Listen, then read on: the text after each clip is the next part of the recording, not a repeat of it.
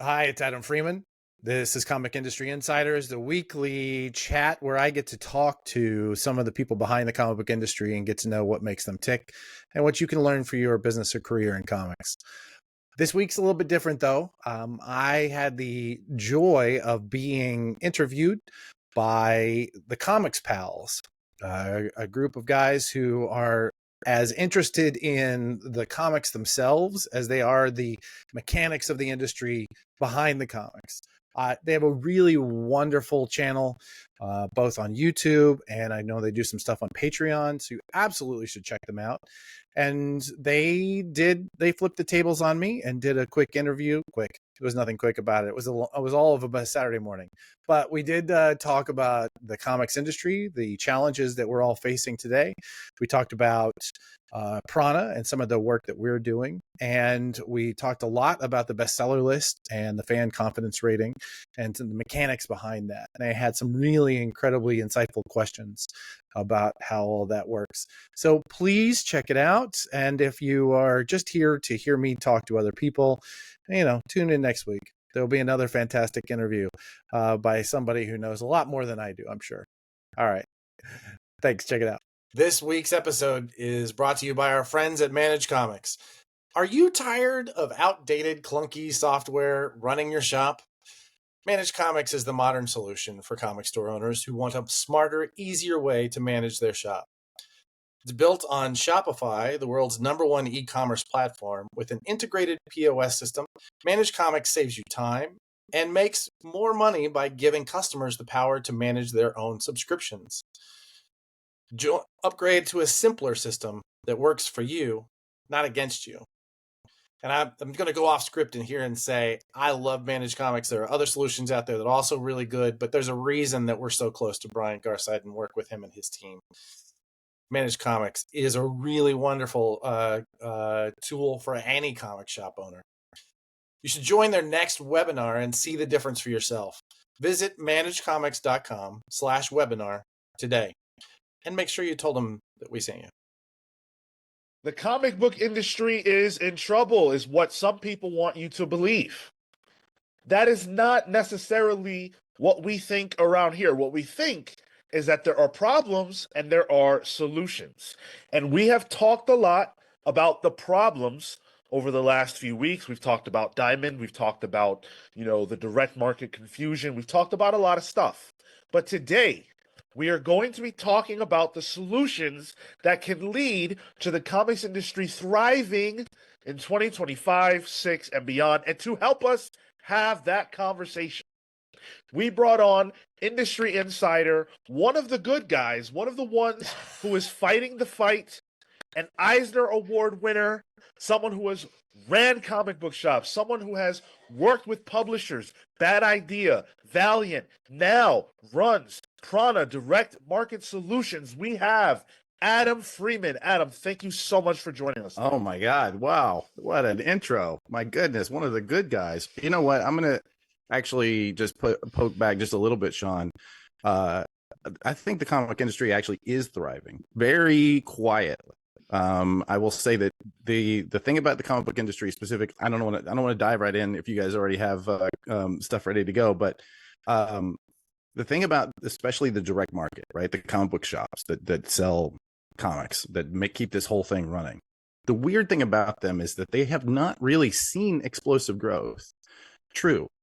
But they've also they've not drawn, there's been no contraction of those stores. The store count has not really shifted. And I'm in the process of doing an annual survey that we do.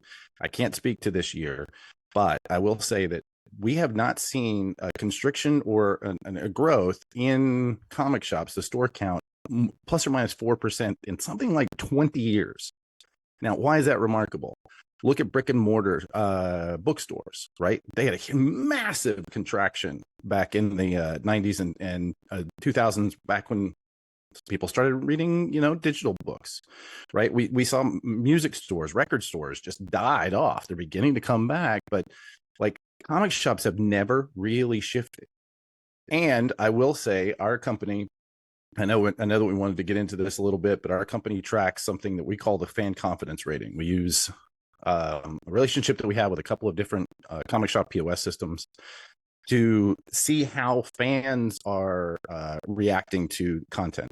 And right this second, we have something called the fan confidence rating that's based on subscriptions and pre-orders, and then divided by the number of stores contributing. Right now, it's a little over 230, something like that.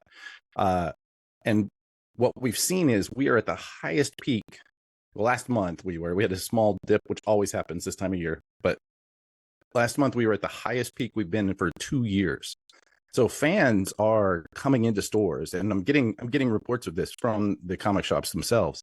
Fans are coming into the stores and more excited for single issue comics than they have been in a long time. So don't listen to the hype, as it were, right? The hype that it's all dying. It's not dying. It's growing. It's just growing so quietly. We're not used to that. We're used to success stories being, 10x valuations.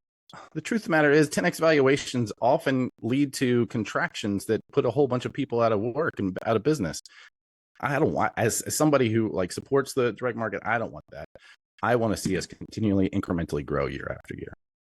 I mean, why look at stats though when I could just watch a guy on YouTube tell me, doomsay and tell me all the boogeymen that I should worry about?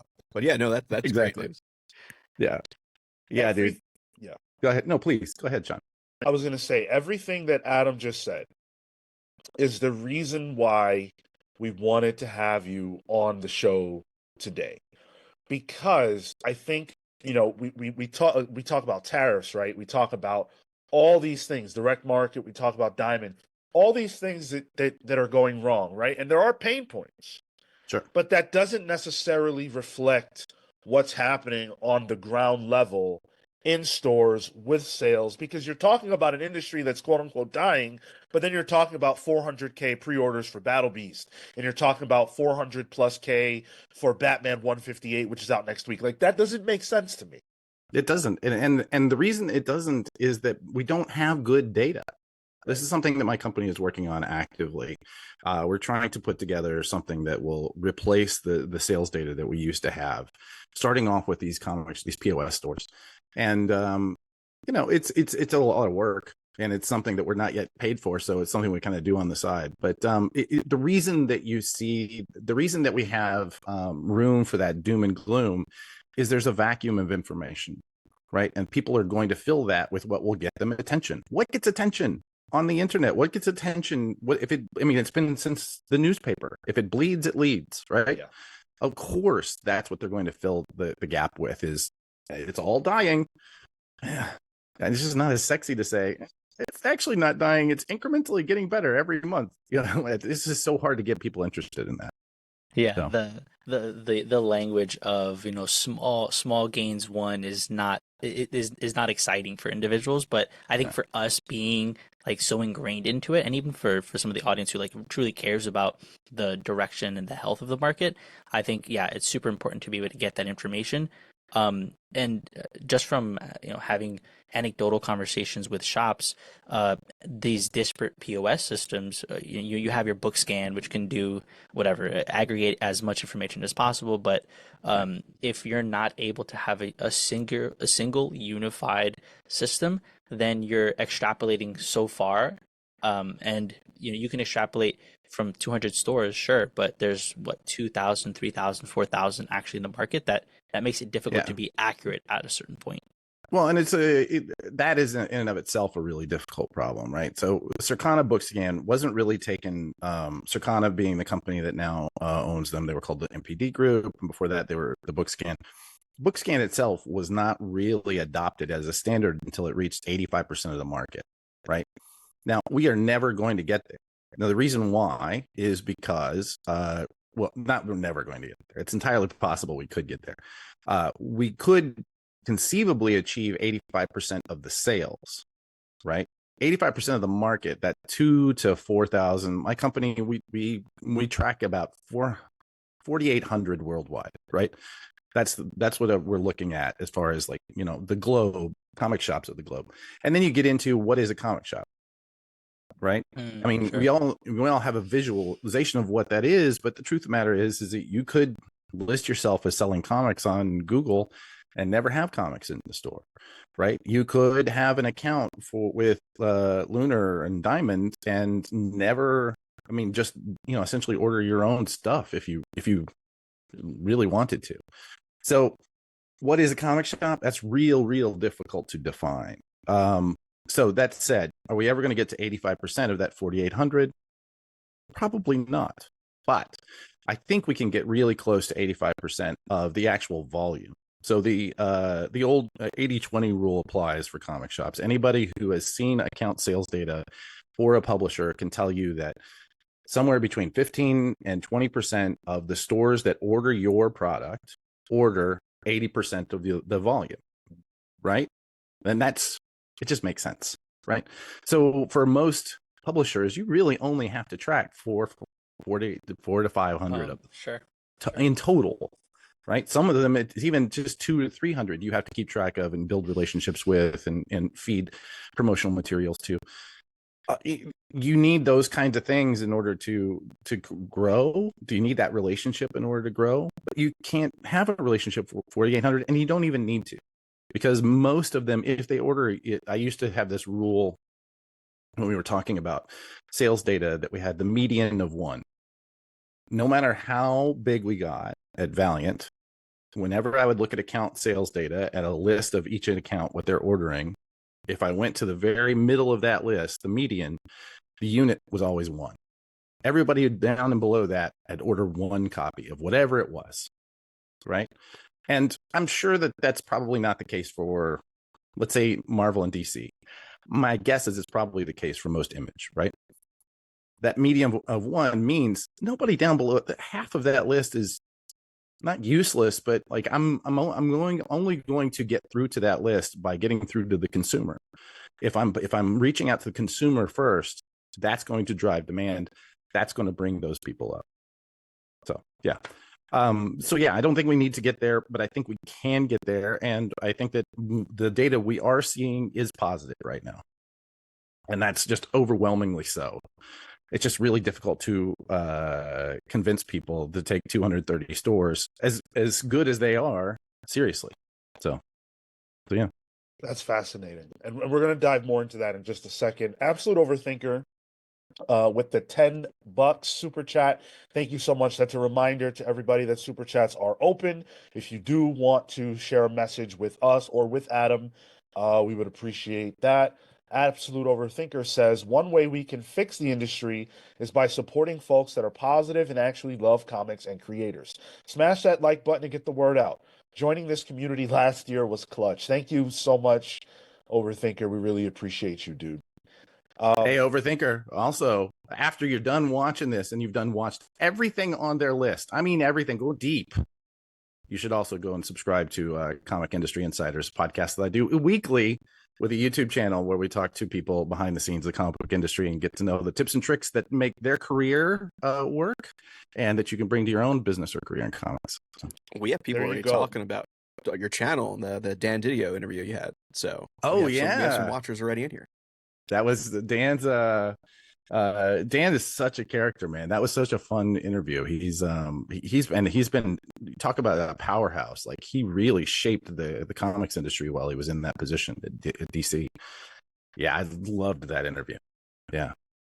He's one of my gets. Like I really want to talk to Dan Didio. I think you'll get there if you want to. Let me know. Maybe we can help you make that happen. He's a sweetheart. We'll have to talk about that. And I want to say, if you enjoyed, because we did a few weeks ago, we talked about your 5 points of how to fix comics that you did at Comics Pro. Yeah. And that was a misnomer. I didn't correct Rich. I didn't actually do that presentation at Comics Pro. I put that into my newsletter the week after Comics Pro, but oftentimes let Rich get his title. You know what I mean? Yeah. Fair enough. But in any event, it was something that our audience really connected to, and we were really excited about, and that was the impetus for bringing you on here. Even though personally, I've been following you for years. So, what I really want to talk about is what are the, again, we don't have, this conversation doesn't have to be negative, but I definitely want to hear what are the pain points or the problems that you see. And then I want to tackle this list of solutions and expand on it and Sure. sort of build the conversation around that framework. Well, so hold on a second. I'm gonna have a little coffee. So it's crazy to me that you guys do this at 10 o'clock in the morning on a Saturday. Are you all East Coast? We're all in, Yeah. everybody on this Yeah. podcast is in New York right now. Oh, we're all in New York? Yeah. Yes. I'm in Manhattan. Marco's in Queens. Yep. I'm in Yonkers, so Yep. we're Holy hitting all, shit. and the extra borough Yonkers is here. I mean, well, we have Brooklyn, Bronx, Queens, and Staten. Like, we got this is making Pretty this happen today. Okay. Yeah. So to talk about what are the pain points of comics, you have to kind of define comics, and that's the weird part about this.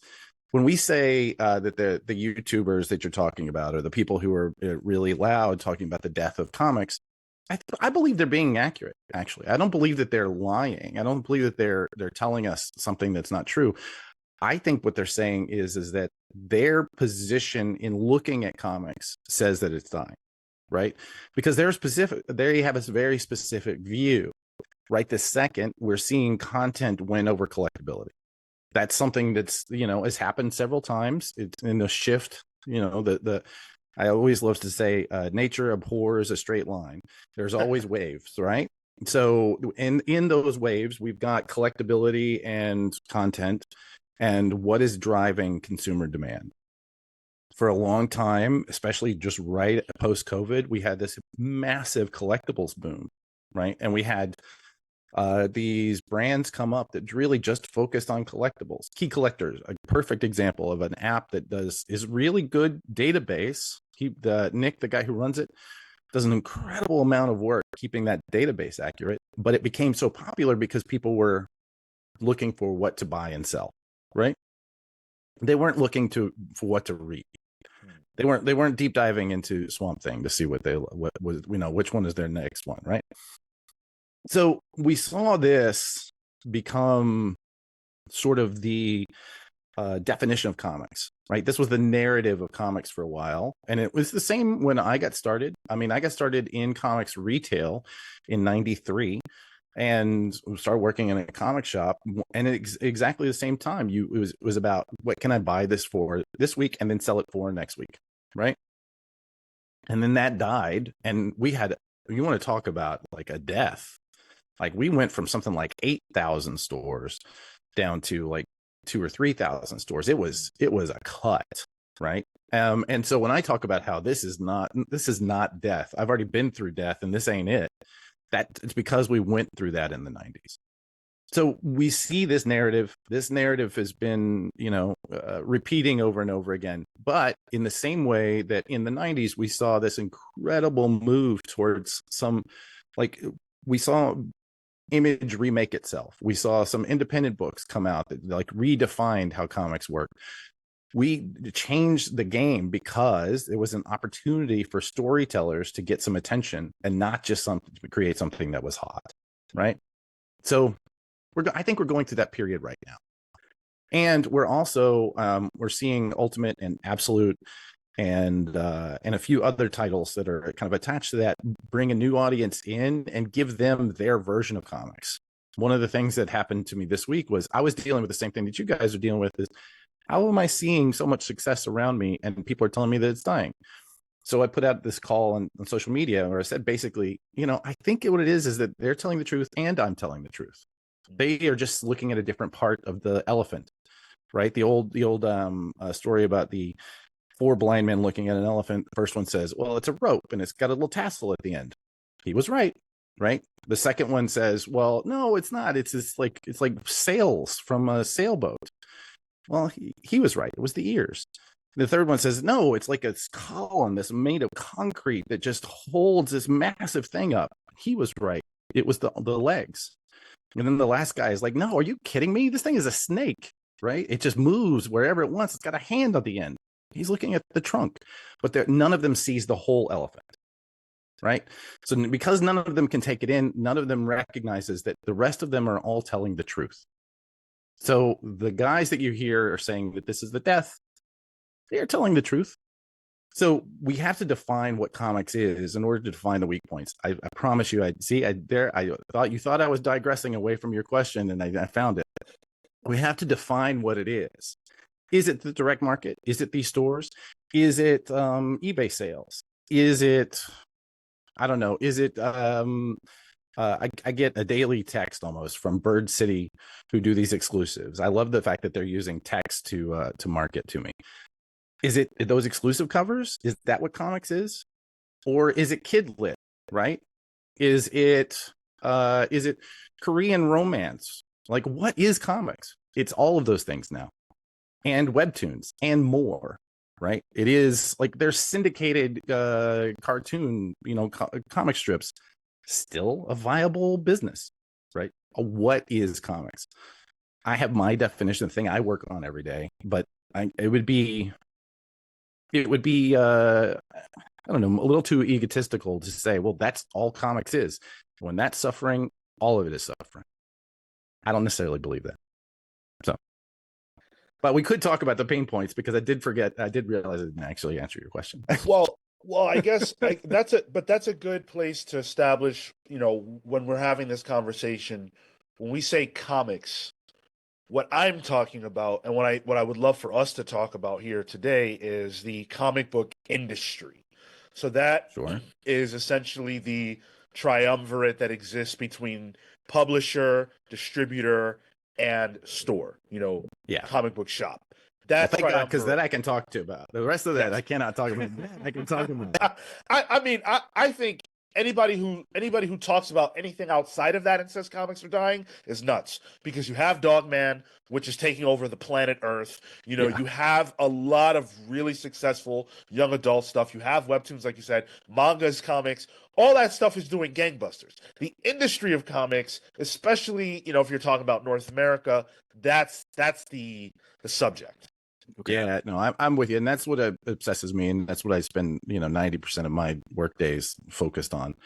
So that I can talk about. So what are the weak points there? They're the same as they've always been, right? How do we communicate that these for the stores? It's how do we communicate that these community centers are in every community, and that you have a place that you can go and that you can hang out and you can get to know them. But that's really, I've come to believe that's as much the store's responsibility, more the store's responsibility than it is the industry's, right? I think every store builds their own market.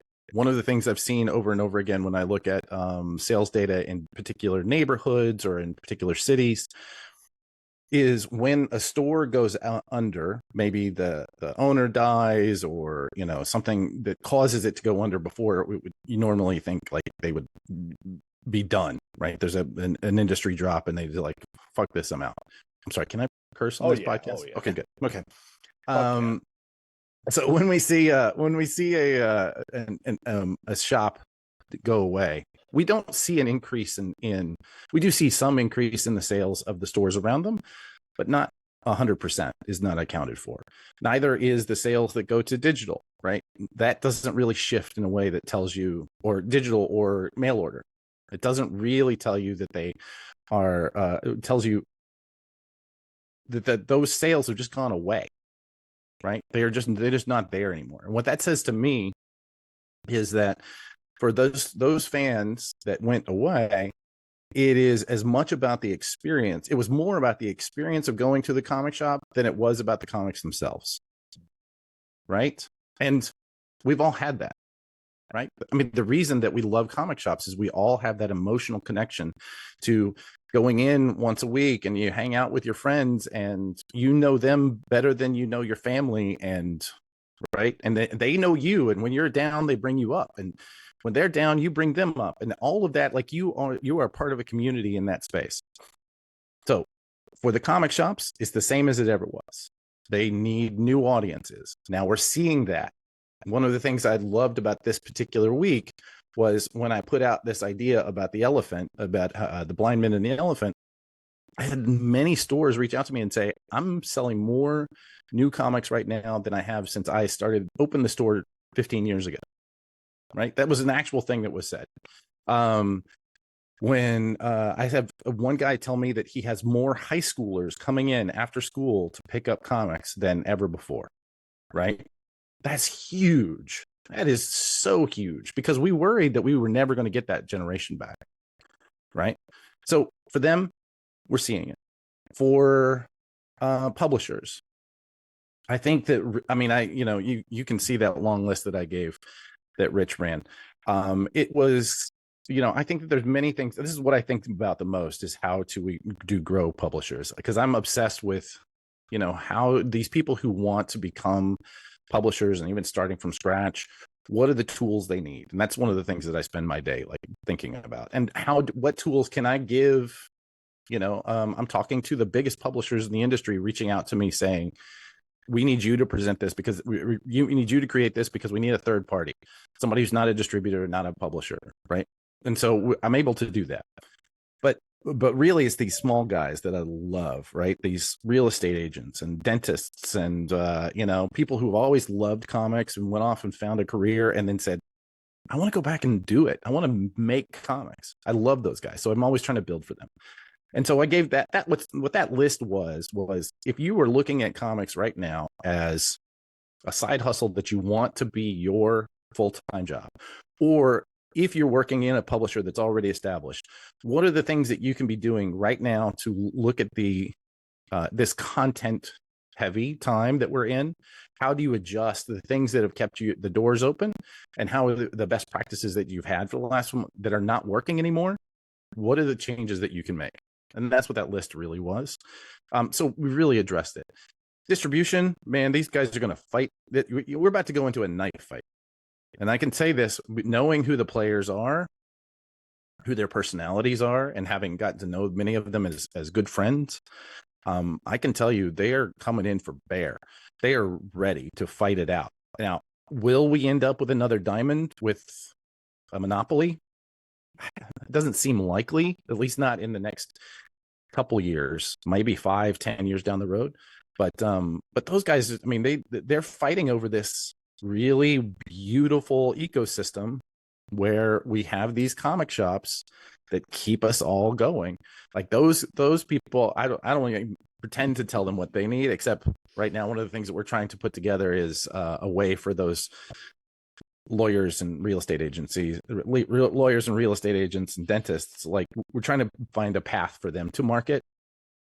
And then we're building that. I should have something to announce in the next month or so. But all of that to say, there's plenty of stuff for us to work on, but things are actually not that bad right this second. It's interesting you're saying that there's this impending knife fight from at least the perspective we've seen, or what I've understood is that there is a hesitancy to even pick up some of the publishers that are kind of smaller. They're a little more rampant, right? Where the ones that are currently set up with a Lunar, with a Random House, those are kind of locked in within the respective distributor. But it's about the smaller publishers that are trying to either consolidate efforts, consolidate printing in order to be able to meet minimum thresholds.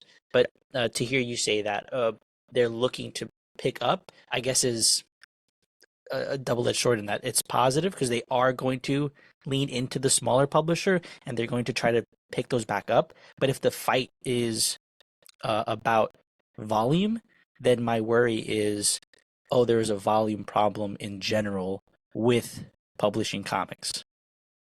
Yeah.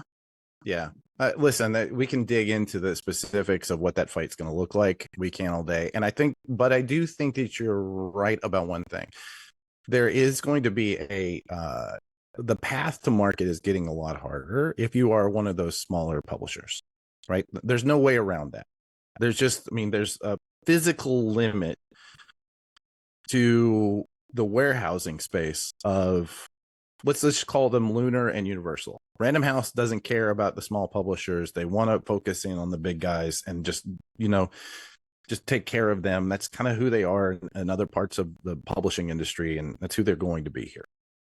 So let's deal with the two that are going to be the 80%, I'm calling it 80 to 85%. Universal next week becomes the new owner of Diamond. If you want to talk about the spread of possibilities after that last 10 to 15%, we can, but they're not even really worth worrying about. Not Todd McFarlane. I think 5% Todd buys it and gives it back to Steve and says, okay, I don't owe you anything else anymore, right? 5%. That's what's going to happen. I think it's very likely that Todd is going to go to that auction looking for toys. Sure, he's going to be looking for toy business. But the idea that Todd's going in to buy it's fun. It's a fun thing to talk about, but why?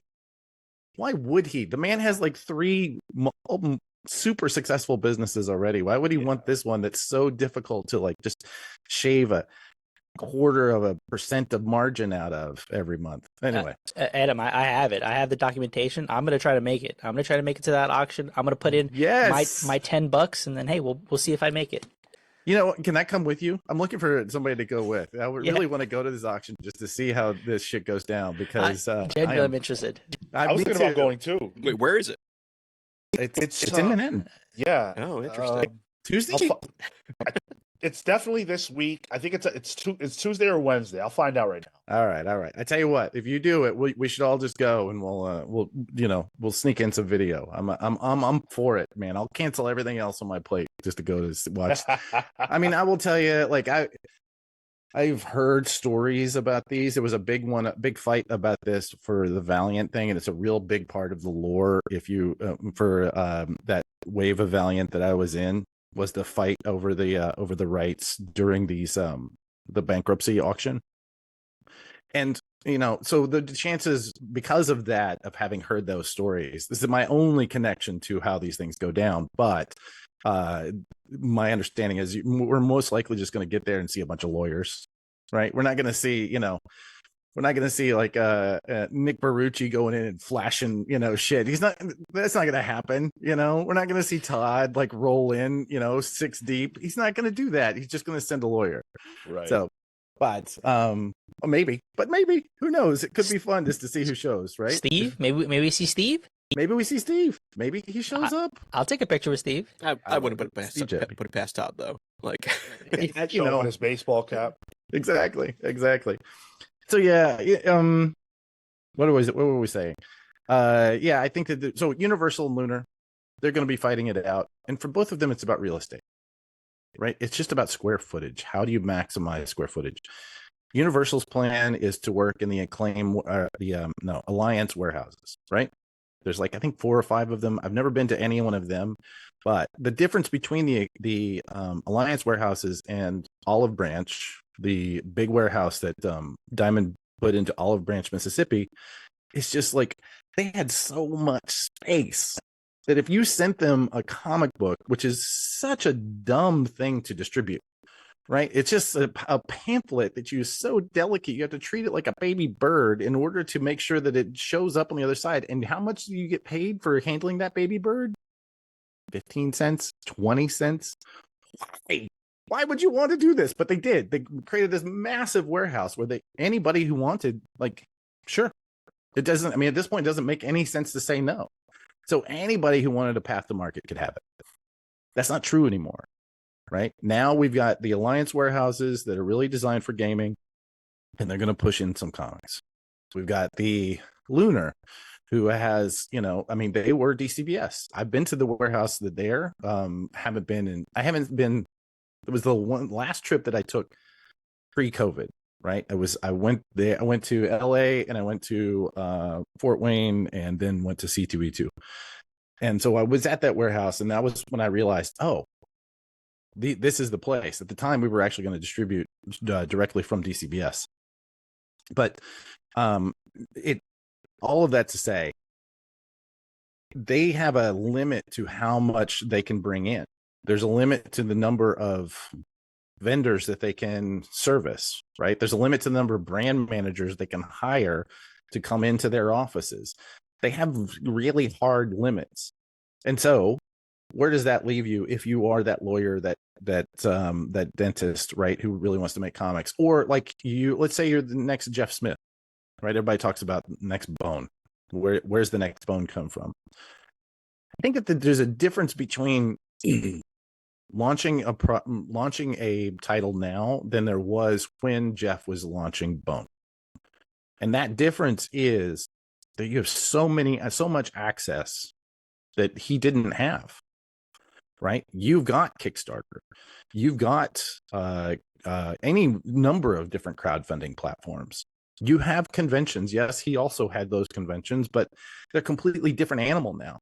You've got email lists.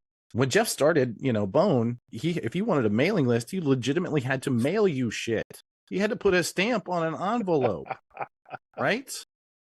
Now I'm telling every publisher I know, like, your single biggest asset is your email list, and if you're not doing what you can to grow it, you're dying, right? You just don't know you're dead yet. So there are plenty of options for publishers, for small publishers right now that are not go through comic shops. And I hate to say that because I love comic shops, and so many of them get really protective, and I absolutely should have access to everything that you make for your customers. Listen, I love you guys, but that's bullshit. These guys are running their own businesses. They need to be able to access the consumer. They need to be able to meet their consumers' needs, even if you can't. But especially if you can't, especially if you don't have the real estate because you're paying per square footage. So it's the same problem that the stores have, that they have. So if you are that publisher, you need to be building that access. You need to have a direct consumer plan. And there was a period in that, like, just coming out of COVID, where it didn't even matter. It did not matter what you made. So long as you were able to get a few exclusive covers on a book, it doesn't matter what was in it, right? I mean, I don't know how many of those were even open. That's not the case now. You have to make a quality product. You have to be obsessive about the quality of that book. Is it telling the story that you want? Is the art the very best you can afford, or the very best you can do? Are there any typos? You should see the number of passes that we do on a book before it goes out. I mean, if you count all the number of times that I go through on a book that I'm helping publish, I personally probably go through that book 15 times before it goes to print, right? Looking for refinements. How do we make it better? How do we make it better? How do we make it better? And that's not even me trying to tell a creator how to tell a good story. It's me saying, does this color work? Just let's have a conversation about that, right? Or does this line quite work? Can we maybe, think about it?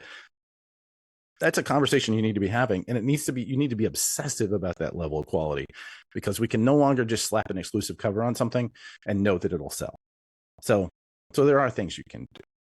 I think that's a good place to pause really quick, because you talk about quality of books.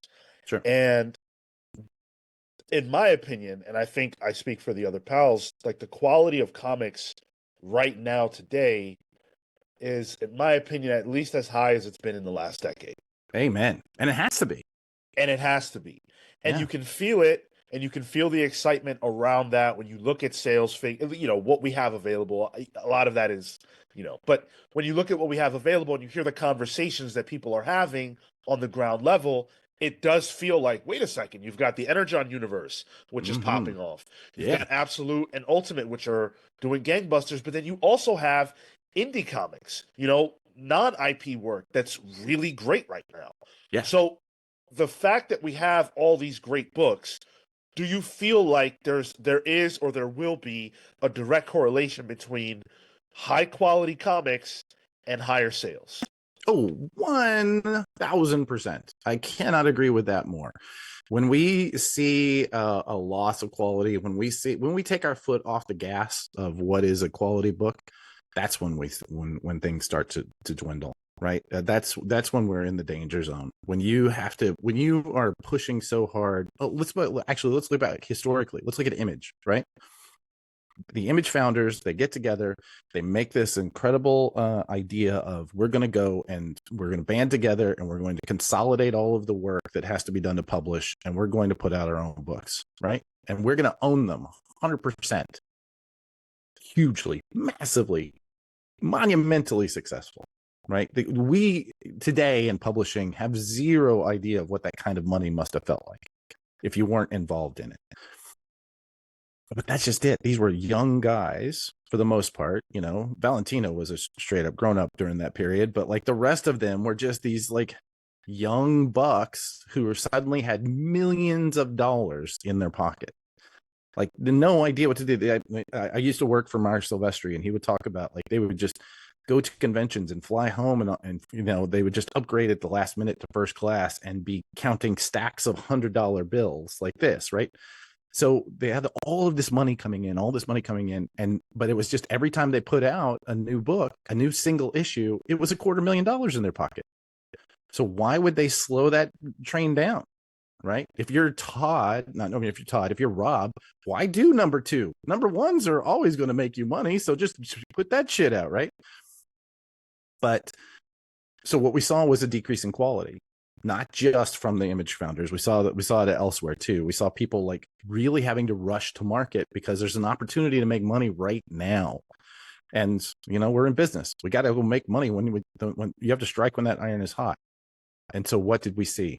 We saw an implosion, right? We saw quality go down and we saw an implosion. And I think that's just what we're seeing right now is that we saw quality go down, we imploded. And then out of that, people said, okay, it's time to go back to basics. Let's make Ultimate. Let's make Absolute.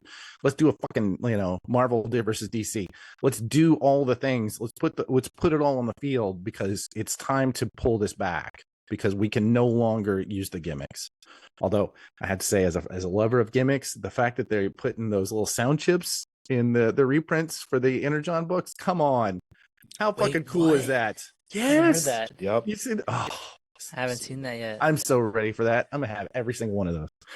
That right there, like getting people to go back in shops, getting people excited about getting in stores again. Like just DC did for the All In books, they had those cards, those Justice League membership cards. And it's like, that's a silly thing, but I'm excited. I'm going to the shop either way. I'm a Wednesday warrior. That's never changing. Mm-hmm. But when you say to me, hey, for the thing you already do, here's this really cool, snazzy, nerdy collectible thing, I'm all in on that. And then you get a guy like Marco or Tyler who mostly digital, but will go to the shop for a reason. They're showing up for that stuff too. Yeah, It's I blank. think about you should put your face on there, Marco. Cut it out. I know it's blank. That's it. I don't care. I got it.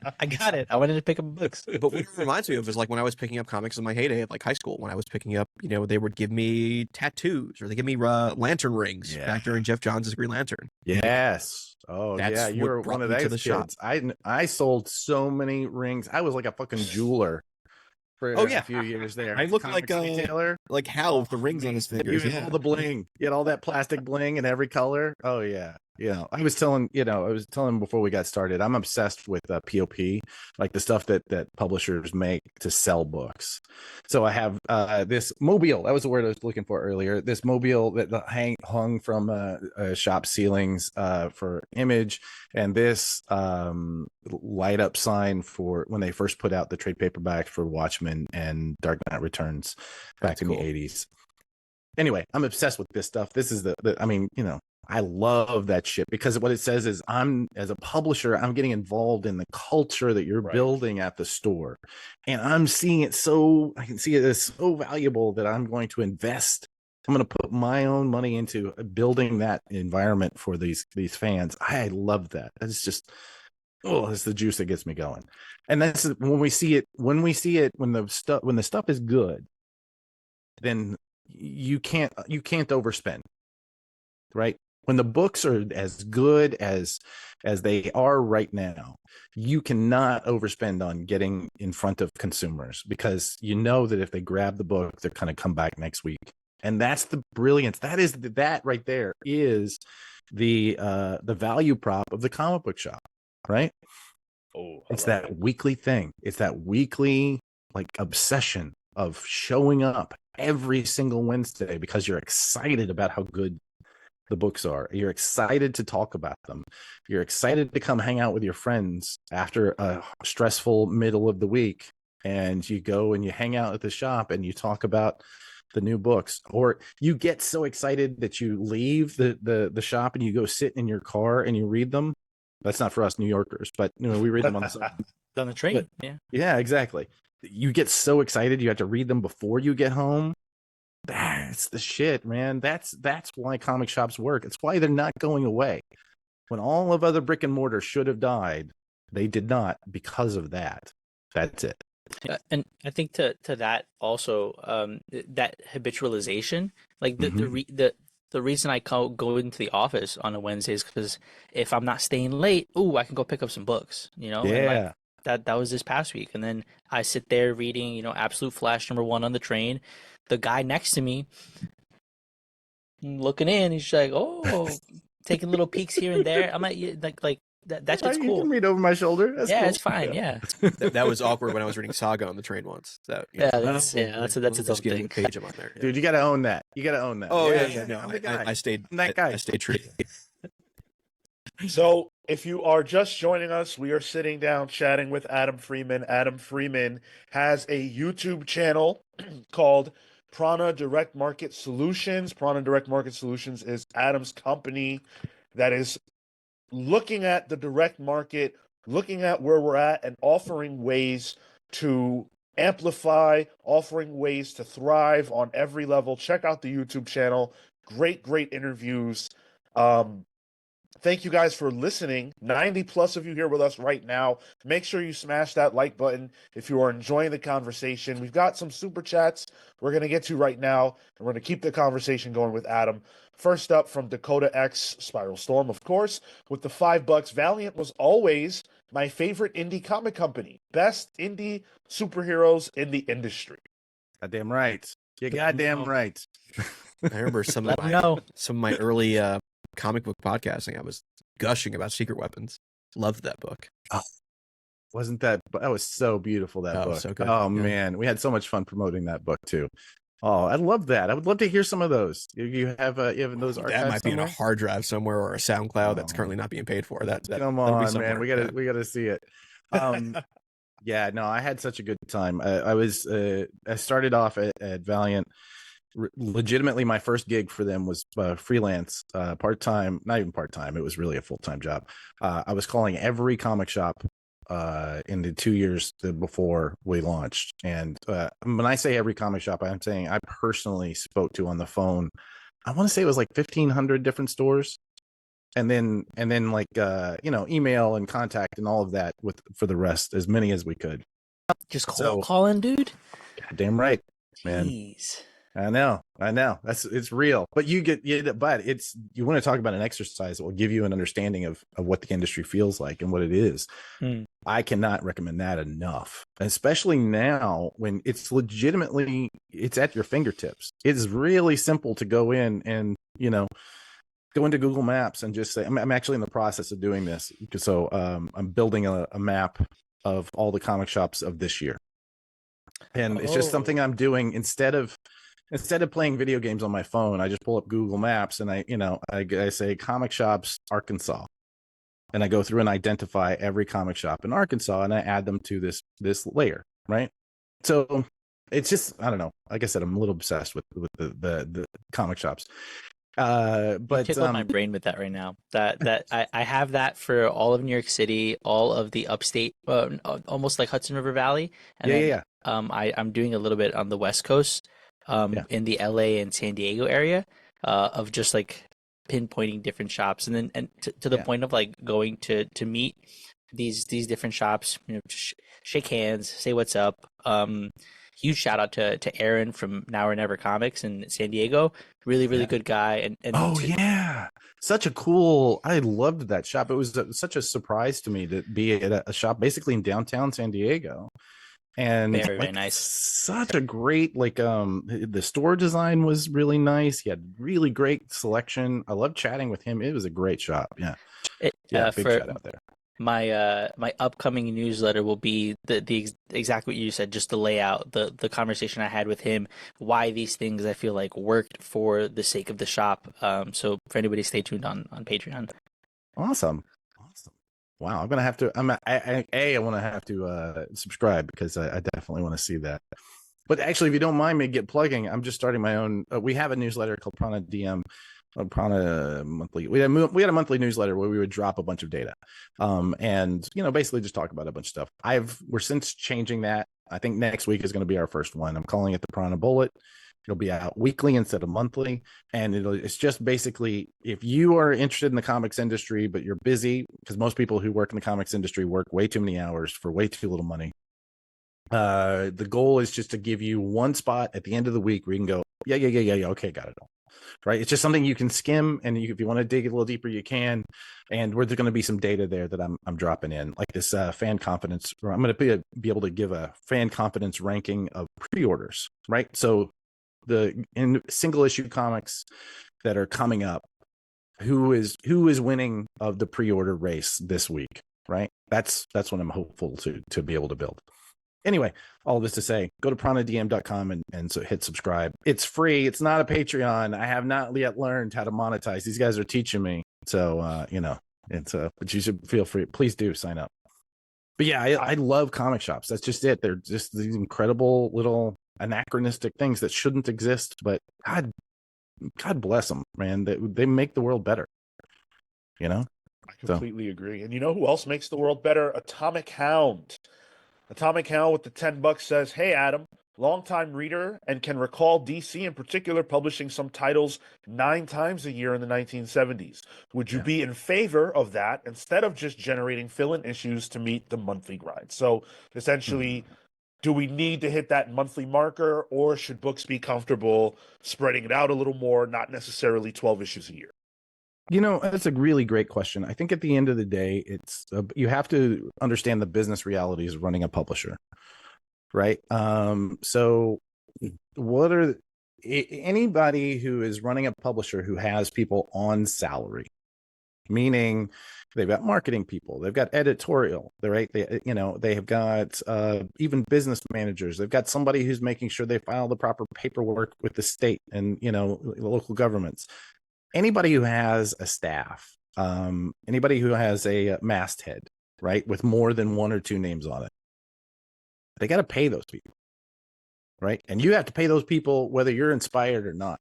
And that's what being a professional is. You show up and you do the very best work you can do, even if you don't feel like it. And you know what, man? I mean, I hear what you're saying. Sometimes fill-in issues are true, and we all have our names on books that we're not proud of. Which is why we all work so hard to make sure that the stuff we put out, we are proud of, right? And which, by the way, don't let me get away from here without plugging The Future Is by Rekka Comics. It's coming up in May. It's available for pre-order, but we'll get to a real pitch for that later. But I'm saying, like, we've all done that work, but because it's work, right? It's legitimately the thing that you do when you go to work in the morning. Some days you're not great at it. Right. Some days you're not the best bus driver on the route. Some days you are definitely not the best lawyer in your practice. Right. Some days you're a really shitty dentist. But for the most part, you want to put in the work and do the best you can. Sometimes we don't put out the greatest issues. That doesn't mean that we shouldn't, yes, we should reduce if we're putting out more than we're capable of putting out quality. Yes, 100%. You're absolutely right that at some point you have to say, can we put out this many titles and quality? We did that at Valiant. We limited ourselves to, I think it was at our height, it was something like 6 issues a month, something like that. The reason was we could, but that also meant that that money had to come from somewhere, right? So we had to make the really tough business decision to not make that revenue the thing that was driving and paying salaries. Yeah, P&Ls, right? Absolutely, man. That P&L is not going to lie to you at the end of the month, right? Even if you just weren't inspired by the issues that you put out. Yeah. So, I mean, I hear you, man. I hate reading shitty books. I hate paying for books that don't feel like anybody loved them, which is why I try and put so much love into the books that I do get an opportunity to work on. So, Marco, for dumb creator types like me, what's P&L? A profit loss. There we go. Matt Fisher with the $4.99 says, "Hello, you tattooed teenage alien fighters from Beverly Hills. First super chat in a week. The model does not need to change. The creator's mindset does." Thank you, Matt, for the $4.99. Glad you're back safe and sound from India. Adam, do you agree, or what's your analysis of the idea that the creator mindset needs to change in order for comics to thrive even further. Man, once again, I guess we have to ask the question: what is comics?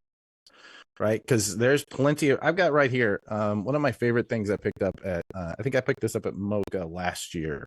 I didn't. We had the flu this year. Did you guys go to Mocha? It's here in the. I went last week. Yeah. Yeah. Our household had the flu and I wasn't able to go. But I was sitting here just waiting because I came on early and I was looking around my desk and I found this thing called Dot Comics, right? From this guy whose name is at Pratt, A.T. Pratt. And he does this incredible little book, right? And you can, I don't know how much light we're going to give it to it. Like this is the little horror comic that he did, right? And it's going along. It's just pretty standard, kind of underground comics, really fun little horror story. But then you have to undo this ribbon in the middle of the book, and it opens up to this thing. Yeah, Whoa. I've seen this guy at Right? Cool. SPX. He goes Yeah. pretty often. And then each one of these layers opens, and there's more story here, and this narrative just goes deeper and deeper and deeper into this. This is comics, right? It's not Ultimate Spider-Man, but it is comics. So does the creator mindset need to change? Well, I mean, A.T. Pratt is probably never going to pay off his mortgage with Dot Comics #1, right? He put so much love into this thing that he is going to have to figure out another way to pay his rent. Does his mindset need to change? I kind of hope not. I kind of hope he keeps doing whatever he's doing in order to do this, because that is comics too, right? Because the four of us, we work in comics every day. Or I do. I don't know what you guys your day jobs are, but I work in comics every day, and this blows the shit out of the back of my head, right? I want him doing that. So I don't know. Does the creator mindset need to change? Sometimes. I mean, I know that I had certain ideas of how things should work. Should, that's a weird word. I had certain ideas about how things should work when I started working professionally in comics, and many of them were absolutely wrong. They just didn't hold up to at the end of the day. Everybody's got a plan until they get punched in the face. I love it. I think Yeah. it is knowing what lane you're in though as a creator, Sure. and maybe And what lane you want to be in. exactly, yeah. Yeah. I'm sure like what'd you say his name was? Art A.T. Pratt. A.T. Pratt, yeah, A.T. Pratt, yeah. Like Yeah. he probably doesn't care about Diamond. Like that's not his lane. No. But No, for he's somebody not like worrying a Mark about Waid or distribution something, in comic yeah, shops. exactly, yeah. Can you imagine what the solicitation for this must look like? Oh. No way. Previews doesn't have pop-up capabilities. Yeah. Well, not Well, anymore. yeah. We got real close to figuring out. No, not really. As the one of the guys behind the only people who ever dropped a secret comic into previews and made that particular issue sell out of Previews magazine sell out like for the first time in decades. I feel a lot of pride about being able to innovate inside of Previews magazine. But yeah, it's he doesn't care about that, and he shouldn't care about that. I don't want him caring about that as an audience member. Yeah, Could he become the next, I don't know, Sienkiewicz? Maybe, right? Maybe he has that in him if that's what he wanted to be, but he wouldn't be able to do this. Sure. So yeah, I don't know. Should his mindset change? I don't. I try not to tell creators how to think. I just try and give them what the deadline is, and hope that they made it. Let them Check it, create, project but plan. on time. Exactly. Hio with the 9.99 says, I think a big problem is that the big two's not even selling in big retailers. Went to a Walmart recently and you see Scholastic or manga, no big two. You'd think with compacts they would be there, but no. This point is brought up all the time. Well, I will tell you that there is. Oh no, go ahead and finish your question. I haven't answered. Just of the fact that the big two, the comics need to be back in big box stores, the comics need to be in your grocery store, they need to be wherever people are, airports, everything like that. And I have an understanding of why it's not like that anymore. I think a lot of people don't understand why it's not like that anymore. Can you please, from your position, explain why comics are not in Walmart to that degree and why they're not everywhere. Well, there's two things here. One, I'm going to push back on they're not. DC recently did a deal where they are essentially, I think it's bundles, like they're doing the Yeah. bundles where they're selling in. And my understanding, I'm trying to figure out if I've heard this in a way that it's not insider information, that's going to get me in trouble with this particular source. So, but my understanding is that relationship has been so positive that they are beginning to sell them other products. Right. Let's put it that way. I can say that I have others. There's more to that kind of conversation, but I don't want to get too far into it. And get Are you talking about the relationship with Dollar Tree? The relationship with Dollar Tree, but also the relationship with, I think it's Target. It was carrying those bundles. I think so. It might have been Walmart too. I don't know. I'm not, because I remember Walmart was doing, obviously the DC and Walmart had the relationship with the Universe books. But and that's continuing. Is my understanding. Okay. That's continuing. Okay. So I want to push back a little bit and say that there is some of that, but this is a big but. When we saw newsstands, right? What we for those of us that are old, the olds in the room, we remember newsstands. We remember going to 7-Eleven and seeing comics right up next to Cosmo, right next to Men's Health, all of those things. Time magazine. We all read magazines. That was the other thing, is that as a culture, we read magazines. We had subscriptions to magazines would show up to our house, and every bathroom had a stack of magazines in it. We don't have that anymore, right? We have a culture of getting information through, devices. That's what our culture is now. So there's this idea that if we just put the product in the places where there is that, where people are, that the culture would somehow shift. And that's just not the way commerce usually works, right? Mr. Beast didn't put out, his line of, I don't know, I'm trying to pick something really random that we don't use on it. Yes, exactly. But he didn't, you know what? He didn't do prepackaged burgers at the countertops. He went into chocolate, right? Because we buy chocolate. That's what we do. Like we are chocolate consuming culture. So we no longer read magazines. We no longer read periodicals. We do not read newspapers as a general rule. So we kind of need these kind of places where you can, where there is someone there developing the culture of reading, right? The comic shop, where we have someone who is there to say, this is how you read it.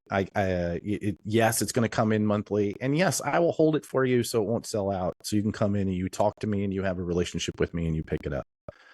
Now, does that mean I no longer have stories about little kids who have to hit every 7-Eleven once a week in order to try and get their run of Justice League? Absolutely. That's what that means. But we also don't. I mean, when's the last time you read a magazine that you bought at a countertop? Seriously, any of you? Have you? Even the ones I've seen are like special edition ones that are specific to exactly. Star Wars anniversary. Here's a new Time issue of it, or Entertainment Weekly. And my generation of comics readers, we have that ingrained in our histories. Like that was our daily life, was magazines and newspapers and periodicals. So this idea that if we just, build it, they will come. It's a nice idea. It just doesn't really work. It just doesn't work. I used to work. The reason those Archie comic digests were there for so long was just because of how good of a deal that they made in order to get those out there. Like it's just a really difficult challenge from a business standpoint. I used to work at a Barnes and Noble, and Barnes and Noble has a huge magazine section. Right. And when I worked there, I would say it's probably going around like 15 years at this point ago. That place was crowded. People would be sitting down there reading the magazines too, and having a coffee from the cafe or whatever. I've been to that store again recently. Nobody there. The magazines are still there, but that community and the people sitting down reading them, that doesn't really exist. Exactly. The board game section expanded 5 times as big, and the magazine section is, I think, one less like stanchion smaller at this point. Yeah, so it's just the things have exactly. shifted. And the thing is those magazines, Barnes and Noble isn't paying for those magazines, right? They're ordering them and they're only paying for what sells. So they can't even give that any real estate at all. It says is because those publishers are still able to sell advertising. And so that's the other piece of this, right? If we want to get into really where this is something that I am personally really involved in, because I am the business manager of ZCN, Zdarsky Comic News. It comes out in comic shops monthly, right? And it's Chip Zdarsky started this just as a goof of, promote all the books that he was doing, because he's working with a bunch of different publishers. And it really took off, and it got to be too big. He couldn't handle it anymore. And so we met, and he said, I need help with this. And I said, I'm looking for something in this space, so I'd like to try it. Anyway, I can say that this is a success because we're able to sell advertising, right? Because what we're able to, the value prop that we're able to give is, let's put your ad in front of people, comics buyers, at the moment they're making the decision to buy. One of the things that I've done over the years is interviewed people in comic shops. I've done surveys. I've had other retailers do surveys. And what the conclusion that we came to was 87% of people who are buying comics make the decision at the shop.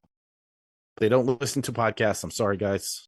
This is the case, right? They don't read any online sites. They just go to the comic shop and they buy what's there.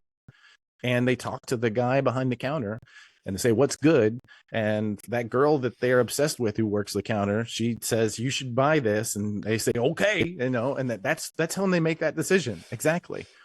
So the reason that we're able to do ZCN as well as we are is because we're able to sell those ads. We actually sell it to the retailer for less than it costs to print. Wow. So, and so the retailer can give it away for free.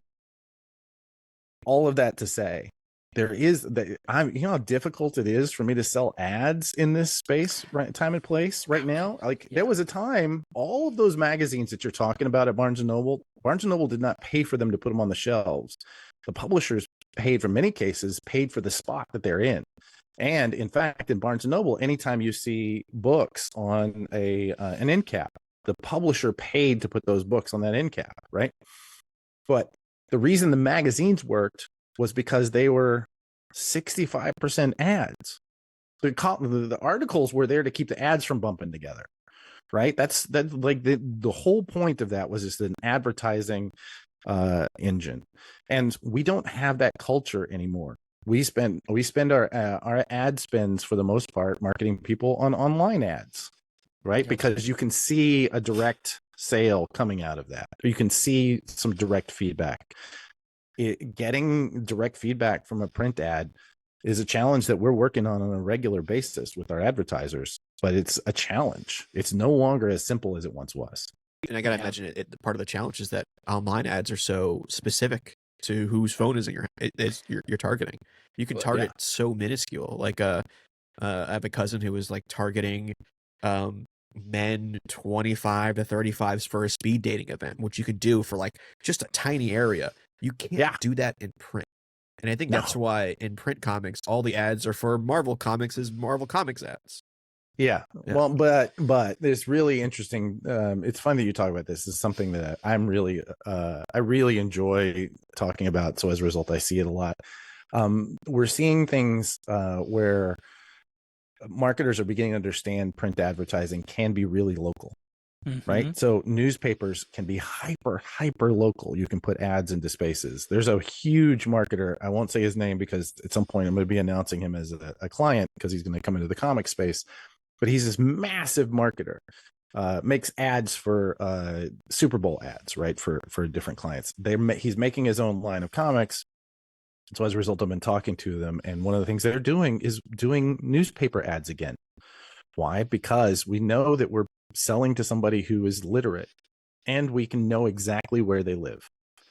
We can insert something into the newspaper that is by zip code, right? I mean, granted, you're not hitting all the young men in speed dating, but you are hitting every literate person in that, in that zip code. That's really valuable. So some of this is shifting back, but it's happening slowly. Yeah. Not only literate, but somebody willing to pick up physical media. Yeah. Yeah, exactly. Yeah. We're doing so.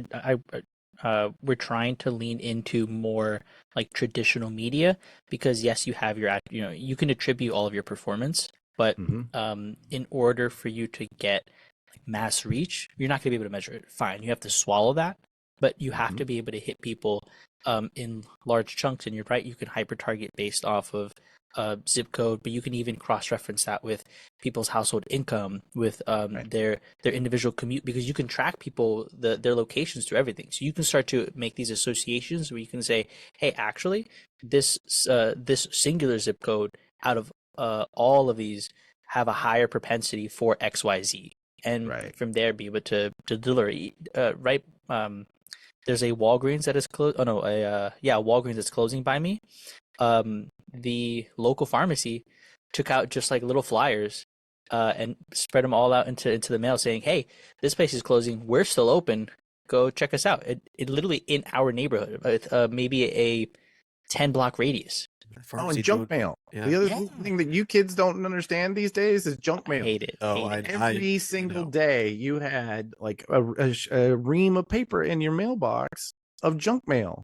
We don't get that anymore. We still get, like, I don't know about you, but I get like, credit card offers 5 times a week, but I don't get like, the local dentist sending me a postcard. I don't get this new restaurant just opened up. I don't get a flyer for. Like, we should be seeing that more, but but again, marketing, advertising, it's all a creative hustle, right? We're all trying to experiment and understand a little better. But that, again, to get back to the question, that's why you don't see comics in those spaces, because at some point we decided to focus in on cover price versus advertising, right? Because that was the key. If I go to a magazine, even today, let's say here, I bought a bunch of art magazines for an experiment that we're working on right now. And it's funny that we're actually beginning to see art magazines shift the other direction. But at the time, this magazine, like when comics was really making the shift, this magazine would have been, probably $5 or $6. At the same time that a comic, of a similar ilk would have been $3 or $4. This is, what is this? We call this 200 pages, right? And it's going to be 50 to 65% ads, right? That's how this model works. We made the decision in comics to not focus on ads. We decided to focus on we'd make the revenue on the cover price. And that model still holds today. Although I think we can change that too. I think you're going to start seeing more ads in comics. We used to have reps for Marvel, for DC, and that has gone away, because you're right. Like, and I remember there being more ads. That we were old client. I used to work for White Castle.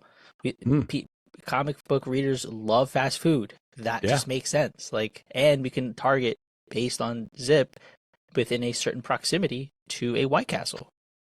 And now what you see is in Marvel and DC specifically in Marvel, what you see is you do still see some ads, but they are value ads for licensors. So you can say, if you buy this license for our t-shirts, we're going to throw in this ad that our ad rate card says is $10,000. So we're going to give you a $10,000, value for signing, for buying this license.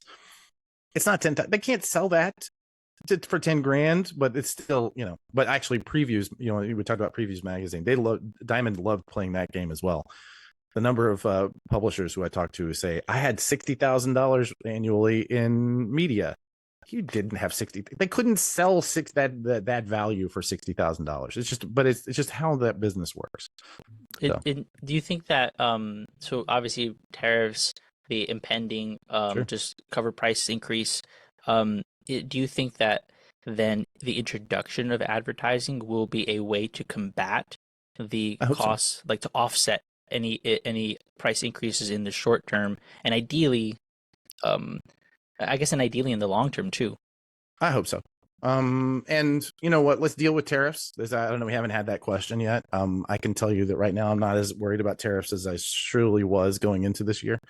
For a couple of reasons.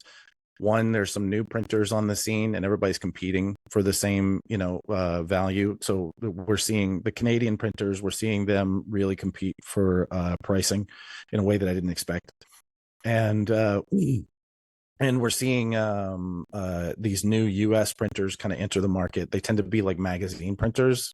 Well, they don't not a whole lot of magazines anymore, so they have all this equipment that allows them to make magazines that can be basically the trim size changes, and they do a saddle stitch versus a perfect bound, and suddenly you're making a comic book. So they have that ability. We're seeing them come into the field and begin to compete. We're also beginning to see a lot more American paper than I thought we had, because when we like in the middle of COVID, we had this incredible paper crisis that came out of the fact that nobody was going to the Canadian paper mills because they were all being told they had to stay home for COVID. We're not seeing that as much as I thought it was going to be. We still have a problem with Chinese ink and Chinese steel for the plates. It's still an issue, but that tariff is a lot less harsh than we're seeing for the Canadians. So I'm not as worried about tariffs as we were. But to get back to your question, I think that you're right. We're going to start seeing people shift around the model, right? What does it take to get comics out? It always shifts. It always changes. Is it the ability to sell ads? I think that's a big piece, and I hope we get that place, because that takes less of the burden for the revenue off of the consumer, off of the retailer. I would love to see that spread out. Well, I hope so. We have a plan for that for a couple publishers that I'm working with. We have some ideas on how to tweak that. And, if you work for a marketing company and you're looking to get some value inside of comics, come talk to me. I can get you some eyeballs there, my friend. We'll chat. All right. One of the points of emphasis that you had was build community. And as a podcaster and someone who just in general believes that building community is a skill that you have to have if you want to reach people, this is something that really bothers me about comics. Yeah. So you talked about how, there are lots of podcasts, there are, Discords, there's all these things that exist that are places where fans congregate. I don't own a comic shop, but I definitely do own this, and our Discord server has hundreds of people on it, right? Yeah. And our show gets thousands of listens. So how come CB Sapolsky's not on here? That's right? A great question. How come we, and forget us, any channel that has a large following, any channel that can promote books, we've sold books by interviewing Jason Aaron. We've sold books by interviewing Jeff Johns. We've helped all these people. Why is there no concerted effort to set up a relationship with a podcast like ours and get creators on here? Why are publishers not committed to that, especially at the big two? It is harder to get a conversation with a big two creator or bigwig than it is. Like, I could get Jeff Johns on the phone right now easier than I could do that. I can't. There's no way. There's no lane. Yeah, man, you're right. There's a lot. Actually, there's a lot to dig into there. So let's talk about community first, and then we'll talk about the challenge of marketing in this day and age. Let's hit those 2 points. First off, let's talk about community building. I have a client, Recca Comics. We're putting out a book called The Future Is. It's coming out in May. It is available for pre-order now. It's exclusively through Lunar. So if your comic shop has a Lunar account, they can pre-order it. They can actually, we've put up the entire first issue PDF available online right now. Okay. All of that to say, this company, Recca Comics, comes from a cybersecurity company called Black Hills Information Security. massive cybersecurity company. And if you don't know what these people do, they do something called pen testing, which is penetration testing. They will work in IT, go to a big organization like big governments and say, here are the weak spots in your security, and not just your website, not just your servers, but also your there's these people, these red hats, or not the red hats, am I getting that right? Red team, rather, where they're red team people who, like, legitimately they are burglars. Like, their job is to break into these office buildings and to get to the server where they're not supposed to be. Their job is to go into a bank and charm their way into putting a thumb drive into one of the ports and, like, take over the system. These guys are incredible. They're incredible. Anyway, I'm really getting off track. But this company, Black Hills Information Security, they don't do any advertising. We're talking about a company that does tens of millions of dollars of revenue every year that doesn't buy a single ad. And you know why? They give it away. They give away the stuff that they learn. And they do it through podcasts. They do it through web what am I talking about? Like live web feeds. Why am I not getting that webinar? The thing we're doing right now, live streams. They do it through that. They do. They have Discord. They have a Discord channel with 100,000 people, 5,000 active users per week. Right. That's a massive company, but they leaned all the way into community. Right. They have these meetings, these hack fests that I just went to one last year at Deadwood, South Dakota. You cannot get, there's the closest airport is 2 hours away. And yet there were like 500 of these guys and women, like it was 50-50, legitimately, just showed so excited to hang out for a week with each other. Amazing culture. And all they did was just build on culture. All they did was build on community. So is it worth it? Abso-fucking-lutely. And if you don't have some sort of pipeline for that, why even bother in this day and age? Just go be an accountant, right? Don't bother trying to do something creative. DC has their Discord community, which has blown up. They do a lot of cool stuff on it. Yeah. For whatever reason, I've never been able to access it, but That's a problem. I would only love to participate at some point. Yeah. So even like Marvel is owned by Disney. Disney has a D23 club that people can buy into and then like go to special events for and stuff like that. But Marvel, like the Merry Marvel Marching Society was a thing, but isn't a thing anymore. I think you're right about that criticism of Marvel, and I think that they really should. I mean, hopefully, maybe somebody's watching this. I know I have some friends there. We're working with them on a couple projects, but well, I have hope. Anyway, all of this to say, absolutely, community. It's the only way around at this point, right? We're all selling. Every market is a micro market. There's no more mass market, right? There is no more Friends that we're watching on Thursday night. It just doesn't happen anymore. We all, there's 4 people here. We all love comics. We all love the same things, but I guarantee you that my next Netflix queue looks completely different than yours, right? There is no more mass market. So we have to pull together the communities that we are. That's number one. Now let's talk about being a publisher and trying to market in this day and age. There was a time when, and I'm going to say the heyday of this was late 90s, early teens, or not late 90s, late aughts, early teens, right? When we're publishing, we're launching Valiant during that period. If you're launching a publisher during that period, your biggest, the most valuable relationships you have are with the comics news sites, CBR, Newsarama, The Beat, right? Bleeding Cool, right? Those relationships were what sold books for you. That doesn't, I mean, there are some really great sites right now. There's The Beat, there's Popverse. Bleeding Cool is still, I still have love for Rich Johnson. I love Rich. But they are still valuable, but they are not crucial. Like you can have a successful launch and only, they find it on their own, right?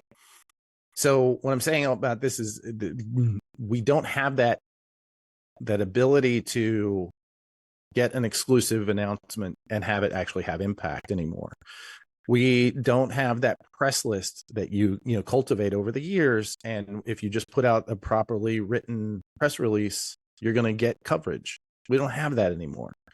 What we have is this vast network of channels like yours that are, you guys are on the bigger side, 3,000 to 5,000 people. I mean, is that right? Am I getting that right? You're in that? Yeah, we're area? just shy of 5,000. Yeah. Right. Okay. So like you're on the bigger side, right? And honestly, we should be buying ads from you, right? We should be sending you press releases so that you can talk about it. We should be negotiating releases with you. Absolutely. We should be negotiating interviews with you. But the problem is that we're no longer, my relationship with you gets me 5,000 people. My relationship with CBR in the day got me 50,000 people, 100,000 people. And that's with the same amount of work, right? And I've only got so many hours in my day. Here's what I would challenge you to do is to build a network. And this is something I've thought about putting my efforts into because it's one of those tools that I would love to have. But I would challenge you to build a network of places like you that I can build one relationship. So let's say, for instance, instead of me having to deal with Comic Pals, I'm dealing with your agent, right? Who is setting these things up. And that agent is also working with this channel over here and this channel over here and this channel over here. And all I got to do is work with that guy. And he's going to get me 3 interviews that I don't have to schedule, right? And that I don't have to do the background labor for. I just show up. It shows up on my calendar. I come in and I hit my bullet points and I chat and I laugh at some of the super chats and I enjoy that, like in relationship. That's what this should be, right? Because that's what it is for radio. Ad networks. You guys need an ad network. You need that, and you should have that. Like at this point, it's so crucial because we don't have anything like it as a publisher. Like we build some relationships here and there, but if you guys don't reach out to us, and then and if you're let's say you're a Marvel or a DC, the reason you're not getting through is not because they don't want attention. It's because they only have so many hours in the day too, and they get everybody requesting from them.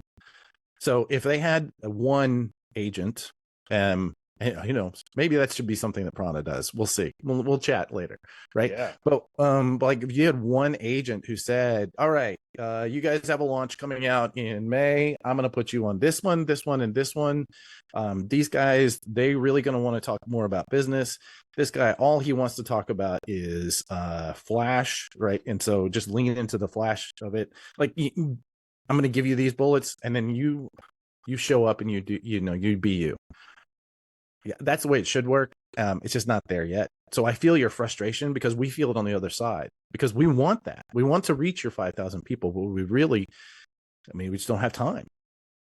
Do you think there's also an issue with Big Two, DC, and Marvel where they have media sections where they can just do that themselves? DC just came out with a podcast within the last couple of months. They have, guests on. They can put the same amount of effort into having their own podcast, and that's their own community, right? That's their own audience. And we're not hitting Marvel YouTube channel numbers, Yeah. If they invest in that versus investing in you, because it is an investment in time. I'm investing, part of my Saturday morning with you guys. Why? Because I see the value in what you're interested in talking about. When I watched that episode with Chris Arendt, shout out to Popverse, like I was like, oh well, these guys speak my language, right? They're interested in the stuff that I work on every day. But like if you didn't reach out to me, I don't know that I would have seen it. I'll be honest. Like there's only so many hours in the day, and I research what I can, but it is what it is, right? Right here, agent. Well, we'll talk later. I mean, we've got a way we could probably work this out. Yeah. I really want to tackle the fan confidence rating. No, let's do it. And I love this thing. We are about to get into that, and we talked about this last week. You guys definitely want to hear about this because the fan confidence rating concept is something that can really change the game for comics. So we are going to talk with Adam about that and a lot more stuff. Make sure you guys are checking out Adam's YouTube channel. That's Prana Direct Market Solutions at Prana DMS. You can also follow Adam on social media at Adam Bang Freeman. All of that stuff. All right. Now I don't post as much online as I used to, but yeah.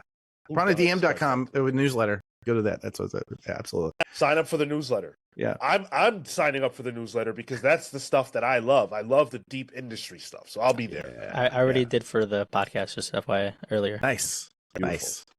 Now, I do want to shout out our patrons. Patreon.com/TheComicsPals is the best way to support us and what we do here. We don't have any advertisers. You guys are our biggest supporters. So special shout out to our Pals vs. Legends, Thunderstruck Rebecca Alejandro, the Hound of Justice, Atomic Hound, who is with us, Starcross Catherine Stars, who's in the chat, Red Spiral, Spiral Storm, who's with us, Adam and Bernie the Best Boy, the Spear of Judgment, Jace Jumble, Matthew Malice Price, Jalen Jackson, the Sanguine Sorcerer. And I also want to thank the Palsverse members, the Night Stalker, Harris Dajinski, Brian Demolisher Del Pozo, Kefis the Incorruptible, Momentum Mike Elliott, who's with us, Dan the Truth Trudeau, Marley's Manastorm, Slow Flow Dameron, who I saw, Bada Boom Podcast, that's Slow Flow's podcast. Check it out. Christian, Uncaged, Always Laughing, The Spear of Justice, Izzy's Issues, The Great Destroyer, Hyper Viper 89, Robert, Runback, Cashaback, Pete the Dreamweaver Collins, James, Just Jamming Jones, Paul, Powerhouse Smith, Andrew the Galaxian Smith, Neon Knight, The Cosmic Avenger, Matthew the Shade, Cosmo, BJ Kicks, The Living Blade, Boss Deer, The Grand Alchemist, Chop Harder Alchemist, John Barrier B, and Doomsday David Melendez Doria. If you did not hear your name and you know you're supposed to, we will be getting to the rest of our patrons a little later. Thank you all so much for your support. I love that tease. Come back and hear your name at the end. If you didn't hear your name, you better be listening at the end of this episode. God, yeah, I love that. Good I've job. been doing this for a little while. Thank you. No much. kidding, man. I'm gonna take lessons from you guys. This has been so enlightening getting to know your channel. This is we wonderful. can talk like you said. Absolutely. We can Please absolutely do. talk. Now, the fan confidence rating. Thank you. This is something that Adam Freeman and Prana Direct Market Solutions have generated in-house. They have come up with this. And I thought it was brilliant. And so what it measures is how strongly we are feeling about any given, comic, any given store, whatever it is, by analyzing subscriptions and pre-orders. Which this is coming from Sketched. I read the Sketched article that you did with David Harper. I loved it. It was brilliant.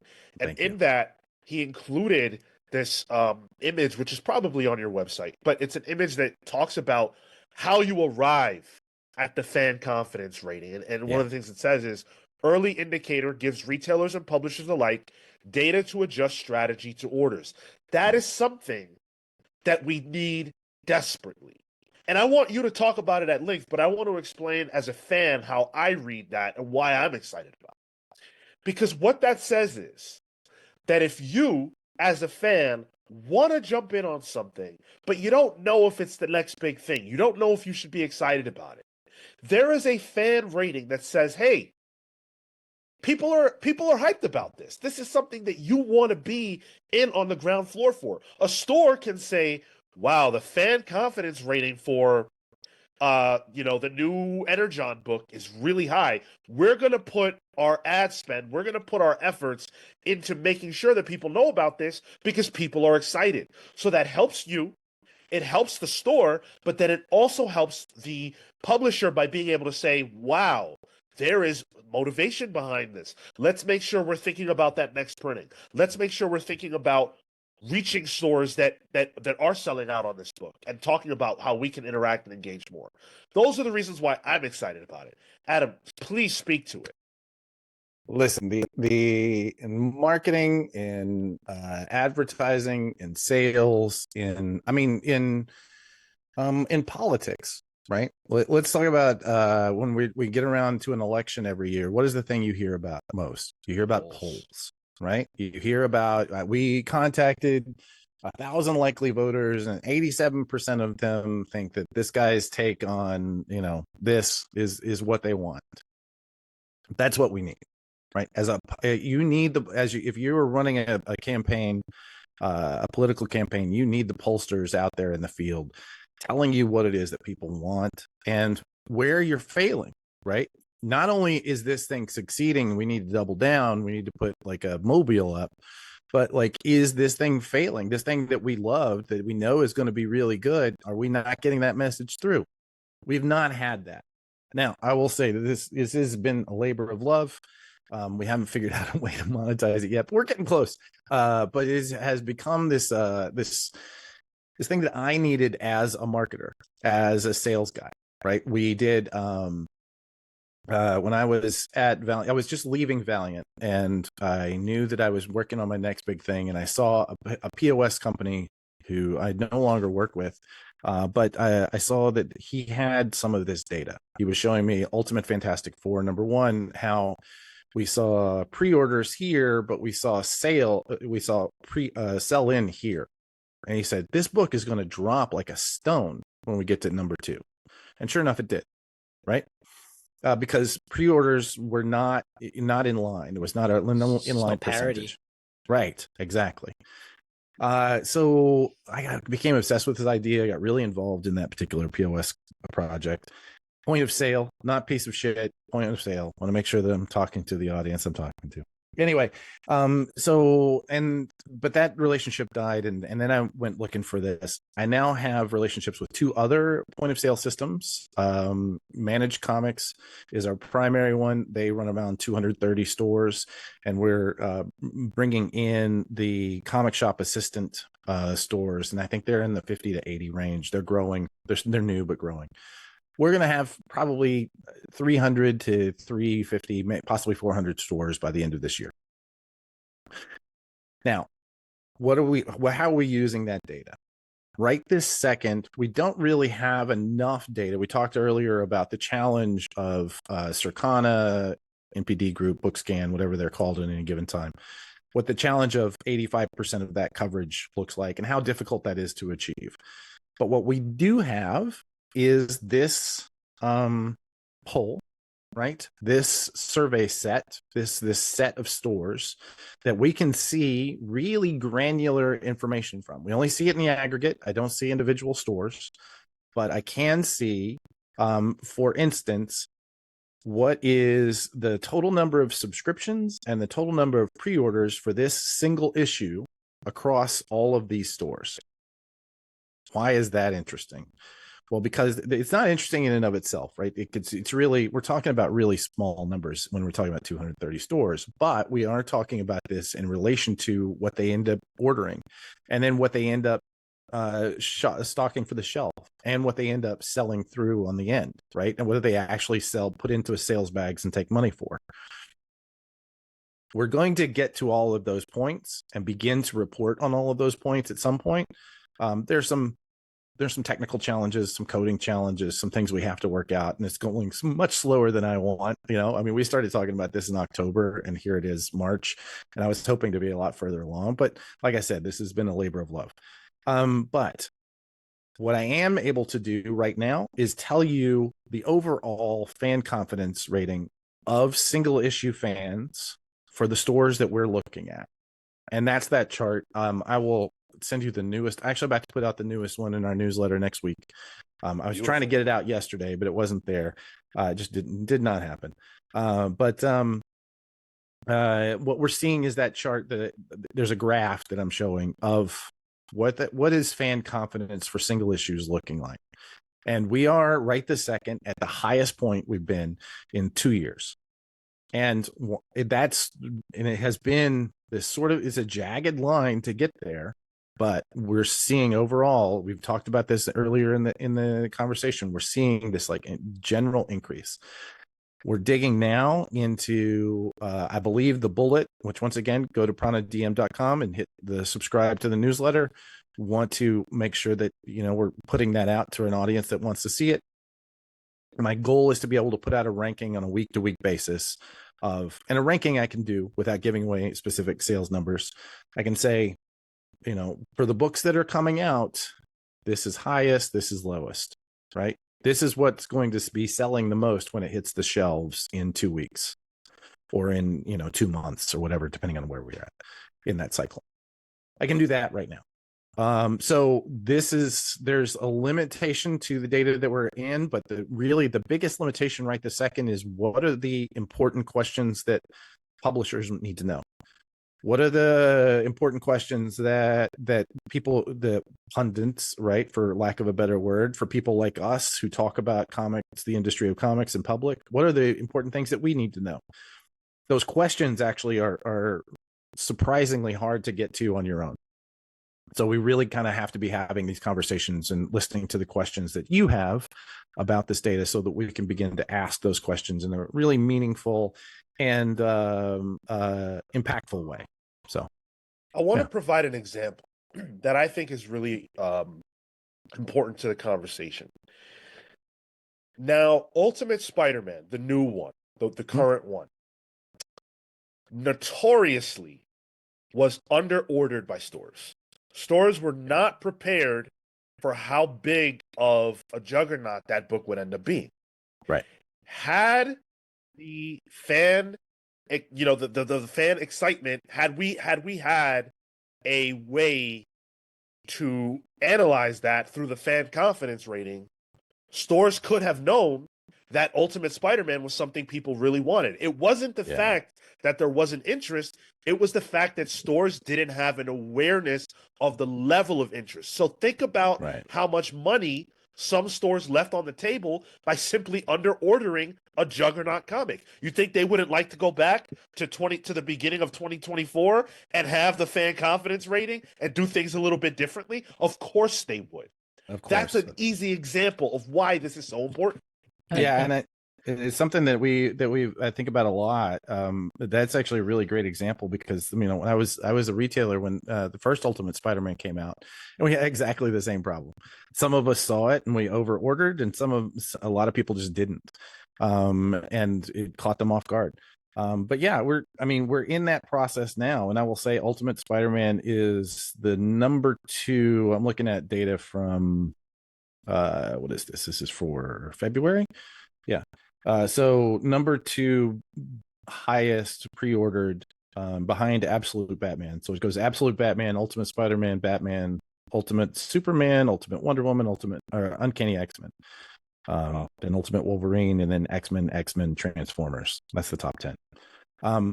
So we are seeing that it does come back around, because people do begin to subscribe, but that's also, I think, we're talking mostly to fans here. That also is a real reason why you need to be subscribing, right? You need to have a pull list at your comic shop if you want to make sure that you're getting these books, not only to guarantee that you get them, but so that the store has as much data as possible about your interest. So if you can upsell at that point, you can be like, hey, this, the volume of this, it's a hot book. Now's the time to get your pull list. Exactly it. And that's why one of the reasons why I want this data to be out there and for fans and everybody to look at is because I want the publishers to know that how valuable it is to push people to subscribe. Right? That is a huge part of the sales process of getting a book to market, is encouraging fans to actually take action and add to their subscription, because the retailer, many of them, I will say, I've trying to show this data, and they're like, I'm not really interested in that, what the whole industry is doing. I'm interested in what's happening in my store. Reasonable, 100% reasonable. But that does say how crucial the average fan is to the success of a book. Is that if you are subscribing, you're more likely to see that retailer say, okay, well, I've got subscriptions for 10 copies of this thing. I might as well I might as well order 15 because I'm covered, or 20. That can make all the difference in the world for the launch of, especially an indie title, is if there are subscriptions in place. So, yeah. In that formula, what is the highest weighted input? Is it the subscription, because you want to be able to gauge the value of the subscription over the sale? As a marketer, as a retailer, what's your? I guess as a retailer. As a retailer, Retailers, generally speaking, are looking. It's been my experience, and I will tell you that the thing about comics retailers is if you ask 10 of them a question, you're going to get 15 answers, right?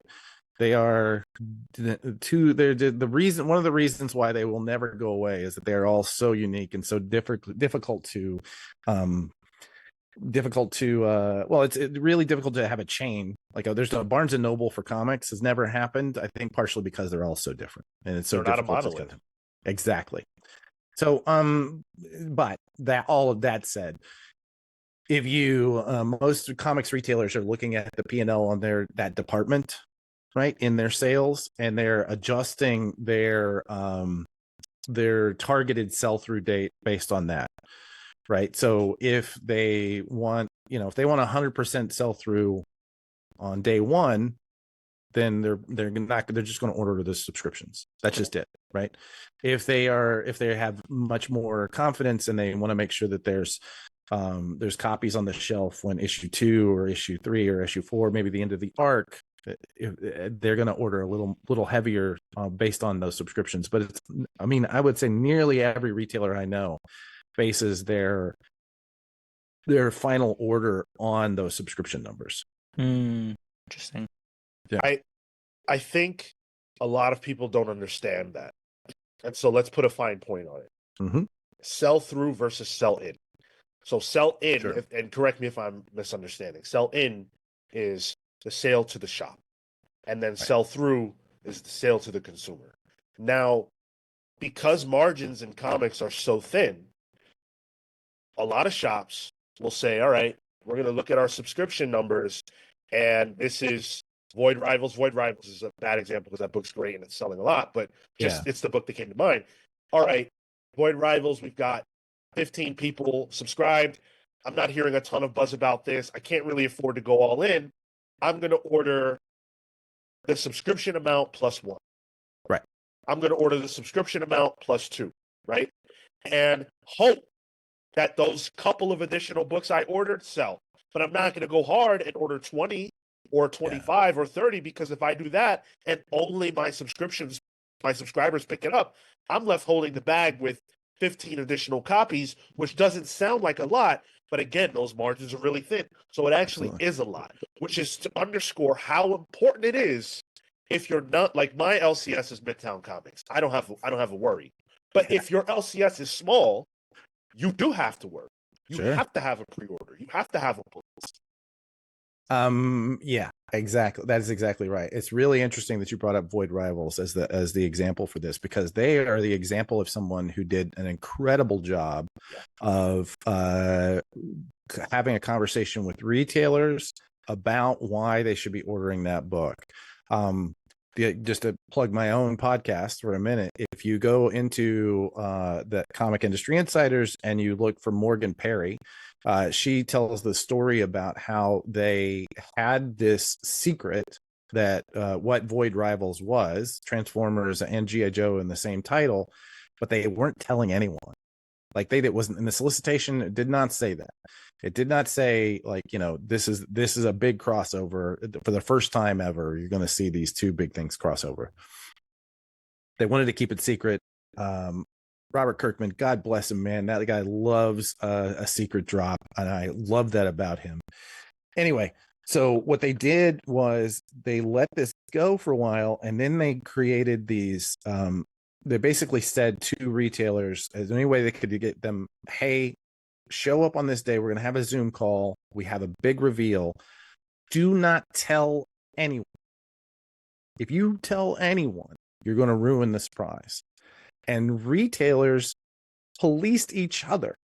Like, when somebody on an online forum would hint about it, you would see like all of these retailers come in and go, we're not talking about that yet.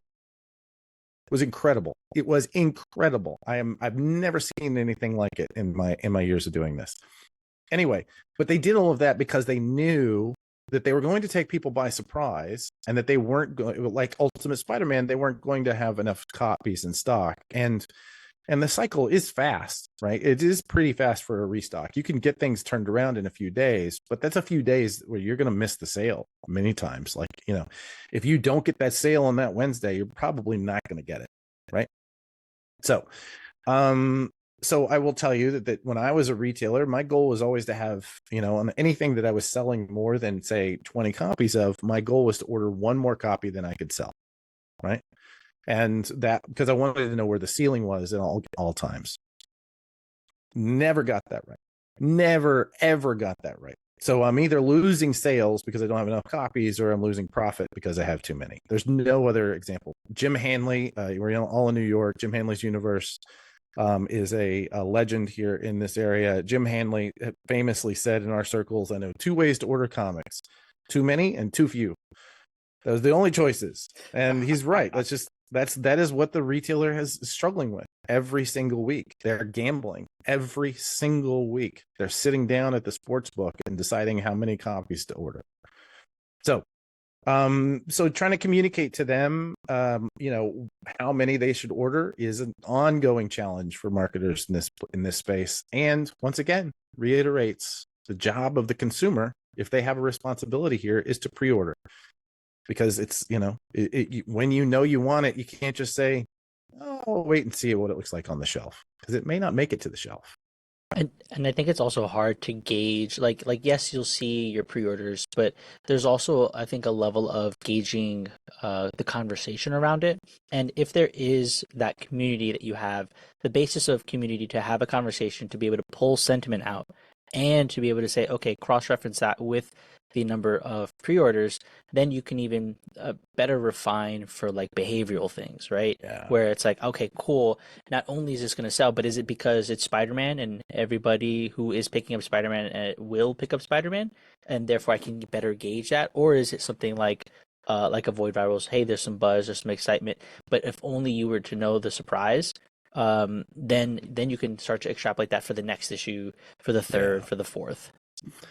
Yeah, and that's, you want to talk about math. Like if you're ever a kid and you're in school and you're like, when am I ever going to use this algebra? Don't become a comic book retailer, my friend. Right now, because you are going to be doing that every day. Yeah, we have. I started a PALS tracker, just to see like how we feel about books. 3 inputs, pull, pass, pick of the week. And but from there, the idea of having the community also talk to it. We run polls for each of those previews. I haven't told the guys yet, but I've started to input that as like to compare what the fans, like what the listener sentiment is in relation to our own books. Start to create pies, charts.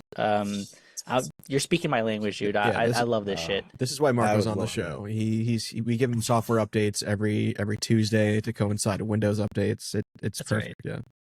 Oh man, I'd love to as we begin to do this FCR ranking every week, I'd love to maybe sometime I should come back on the show and we can compare, the rankings to see how they line up. That would be really interesting to see. Very small sample sizes, but in attendance, but DC's leading for sure. Yeah. Yeah. Adam, one thing I can tell you is you are absolutely always welcome back. This has been really fun. I just realized we've been going for almost 2 hours. And we've got a lot more show to do. You are not locked in here the way we are, but right. we do have a lot more show to do. I want to hit a couple more super chats. Sure. Flo Dameron with the $4.99 says, recently DC had some ads on the subway, which was cool. Great discussion. Thank you, Flo. Just to that, I spoke a little bit about that because I did see those, and in one of my newsletters talked about the MTA marketing campaigns of like their public safety and their usage of comics or cartoons. So yeah. I work a lot with Fred Van Lente. In fact, I just had drinks with him last night. I love that guy. He did a lot of stuff with the Department of Education in the city of New York. Wow. He's been really involved in a lot of. I don't remember what actually those books were that he was working on, but yeah. Anyway, we'll see, man. Funding is weird. Any government agency right this second is up for grabs. So who the fuck knows, what's going on there. Julia Raul with the 5 spot. Thanks, Julia. Says, can the comics pals sell me on Absolute Wonder Woman and Flash? Well, Julia, this conversation is different from that. But what I will say is that if you are tired of the presentation of those characters in the mainline DC space, what you're getting is something that is different but still feels unique and pure and true to those characters' identities. So Absolute Wonder Woman feels like Wonder Woman. She doesn't feel like it's not like Injustice, where those characters sort of feel like really, really alternate different takes that go to extreme places. I feel like Absolute Wonder Woman and Flash very much feel like they're in the spirit of those characters. But, there are some differences and some things that I think make them more interesting, almost like they were created today. It's breaking the characters down to their core elements and rebuilding them up. And I think it's a way that really keeps the spirit of those characters there. And it's not, I know Julia always talks about like the darkness of books. It's not that. I wouldn't worry about that. It's still a little brutal at some points, but it's not grim dark like you'd expect. Yeah. A lot of gnashing of teeth. You guys we're all here in New York. I don't know if you know Anyone Comics here in Brooklyn. Yeah. Oh yeah. Yeah, I love that shop. In fact, for the first few years of Piranha, I had an office in their basement, and so I was in there every day. But they've since moved, and they no longer have a basement. It's sad. But they don't have the basement. Yeah, yeah. They're like right around the corner. I went. That's where I picked up this thing. The Demetrios and Tom were selling it. I'm just like, yeah, I'll take it. I'll take it. Yeah, that's awesome. Yeah. Well, so Demetrius, I was just having a conversation with him. For research, I had to buy a bunch of books, and I said I can't make it to the store. And he goes, "I'll just bring them to you." Wonderful. I love that guy. Anyway, I bought a bunch of the compacts, and because I wanted to understand the format for a project that we're working on. Anyway, all this to say, so I was talking to Demetrius, and like, how buddy, how are sales, right? And he was basically saying businesses, we're talking about his business overall, and what he said was sales were really good. Back to our original conversation. And he said that there's more. I mean, again, I mentioned this. I didn't say who it was. High schoolers coming in for the first time and like setting up pull boxes and coming in on a weekly basis. And he said it's because they feel like this is their version of DC. This is their version of Marvel. And, knowing some of the things that are happening, that are coming down the pike, and I won't ruin anybody's surprises, especially for DC and how how that's going to play out. It'll be really interesting to see how those consumers begin to get involved in the rest of comics. Like, are we just going to have them as, absolute and ultimate fans? Or are they just going to be, yeah, we'll see. I don't know. It's going to be really interesting to see. And just to that, I've had that same thought of if they stay isolated, and as the rubber band of comics is, you return back and you go back to just the main line. You kind of, maybe this was a great arc, or this was a great story for 2, 3, 4, 5 years. Do we lose the influx of people? Because there's a lot of people, even in our community, who just say, yeah, I'm just picking up all absolute, all ultimate. Yeah, and that, I mean, but some of them will hang out, right? Sure.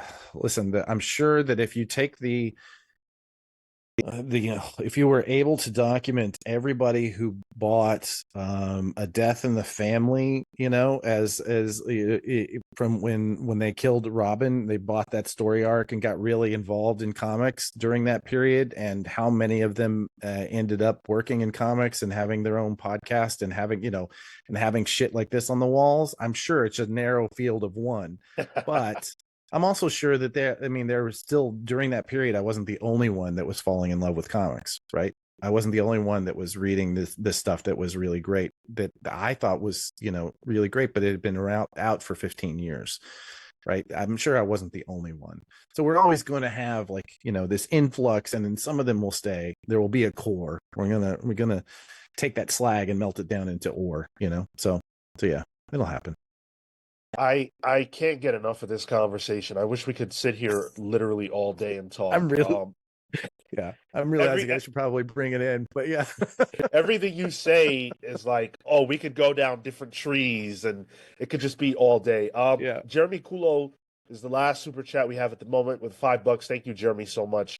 Says one of the dumbest decisions in the last 5 years was DC giving up on DC FanDome. What do you think about that? I love DC FanDome. I thought it was cool. The DC FanDome? Yeah, remember the event that they were doing during COVID where they Yeah. Let's see. How do I address what I know about that without like getting in too deep in the weeds and getting people distracted? There was a period at anytime you see a changing of the guard, right? There are ideas that are in play that are never going to see the light of day, right? And that's just the way it is. Because I mean, if I ever got like, if I get a knock on the door and someone says, Adam Freeman, we need you to be the EIC of DC Comics, I'm gonna go, no, but sure. The last thing I'm gonna do is go to Marie Javins and say, tell me all the things that you've been doing that I should carry on. I'm probably not. I'm probably going to use that opportunity to go back to the things that I like, to bring the stories that I like. So unfortunately, that means that there may have been some shit that Marie is working on that would never see the light of day, or even that she even just got off the ground, right? 5G. 5G, right? All right. So I'm going to tell you, I don't know if I can't really share it, but I'm going to talk about it. I had Dan DiDio on my podcast, and it was an incredible conversation. He's a wonderful interview if you get a chance. But he later I was doing this panel, which I'm redoing at C2E2, called From Script to Shelf. Essentially all of the steps that a comic takes from the moment that we decide we're going to make this line of books. We're going to decide that we're going to do the ultimate line of books, right? What is the moment from there all the way to when it reaches your shelf? What are the operational things that have to happen?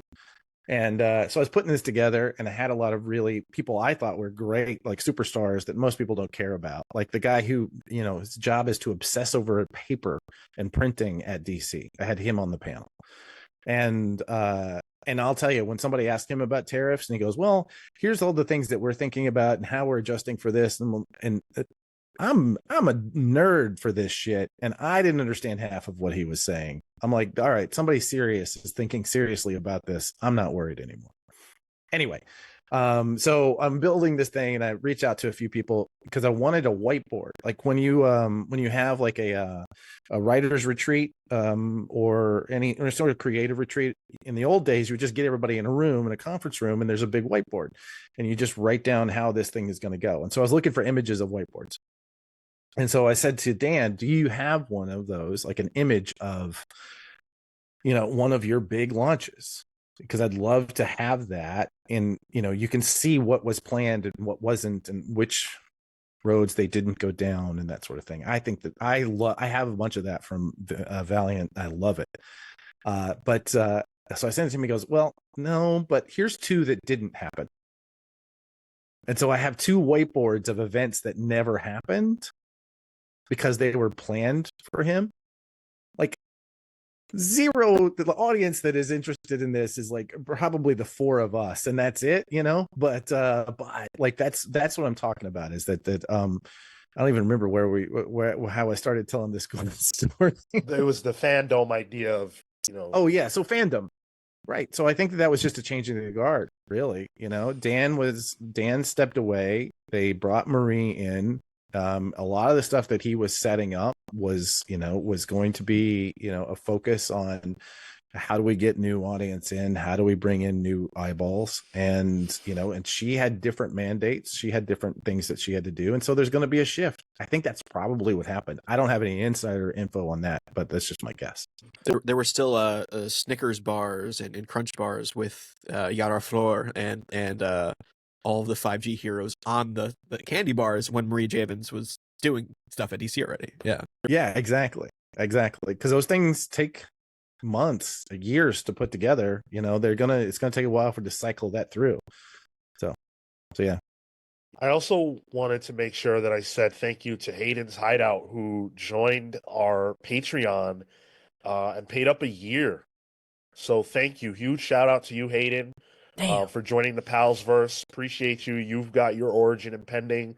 We've got a few origins to get done. So you guys Origins? have a What lot is to look that? forward to. Okay, so what we do is you heard the shout outs I did earlier. We Yeah. come up with like a superhero or supervillain nickname, and then we'll write like an origin for their character. So whether it's me or Marco, we'll write that, and then that's who they are. That's their identity in the Palsverse.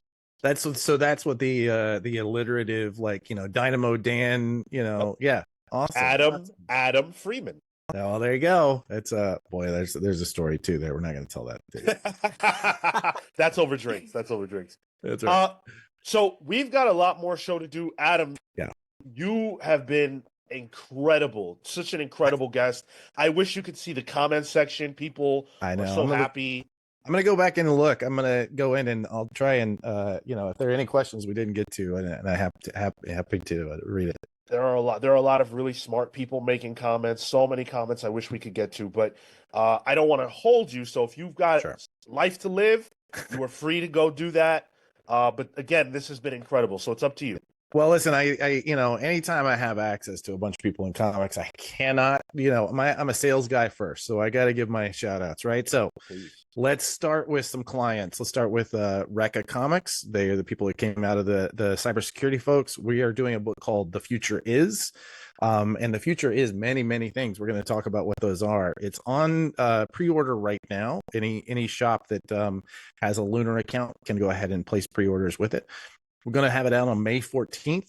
It's a single issue series. It's going to go for 5 years, 60 monthly issues we are planning for this title. Wow. So yeah, it's going to be really good. It's about hacking and cybersecurity, and well, I say it's about those things, but it's really not.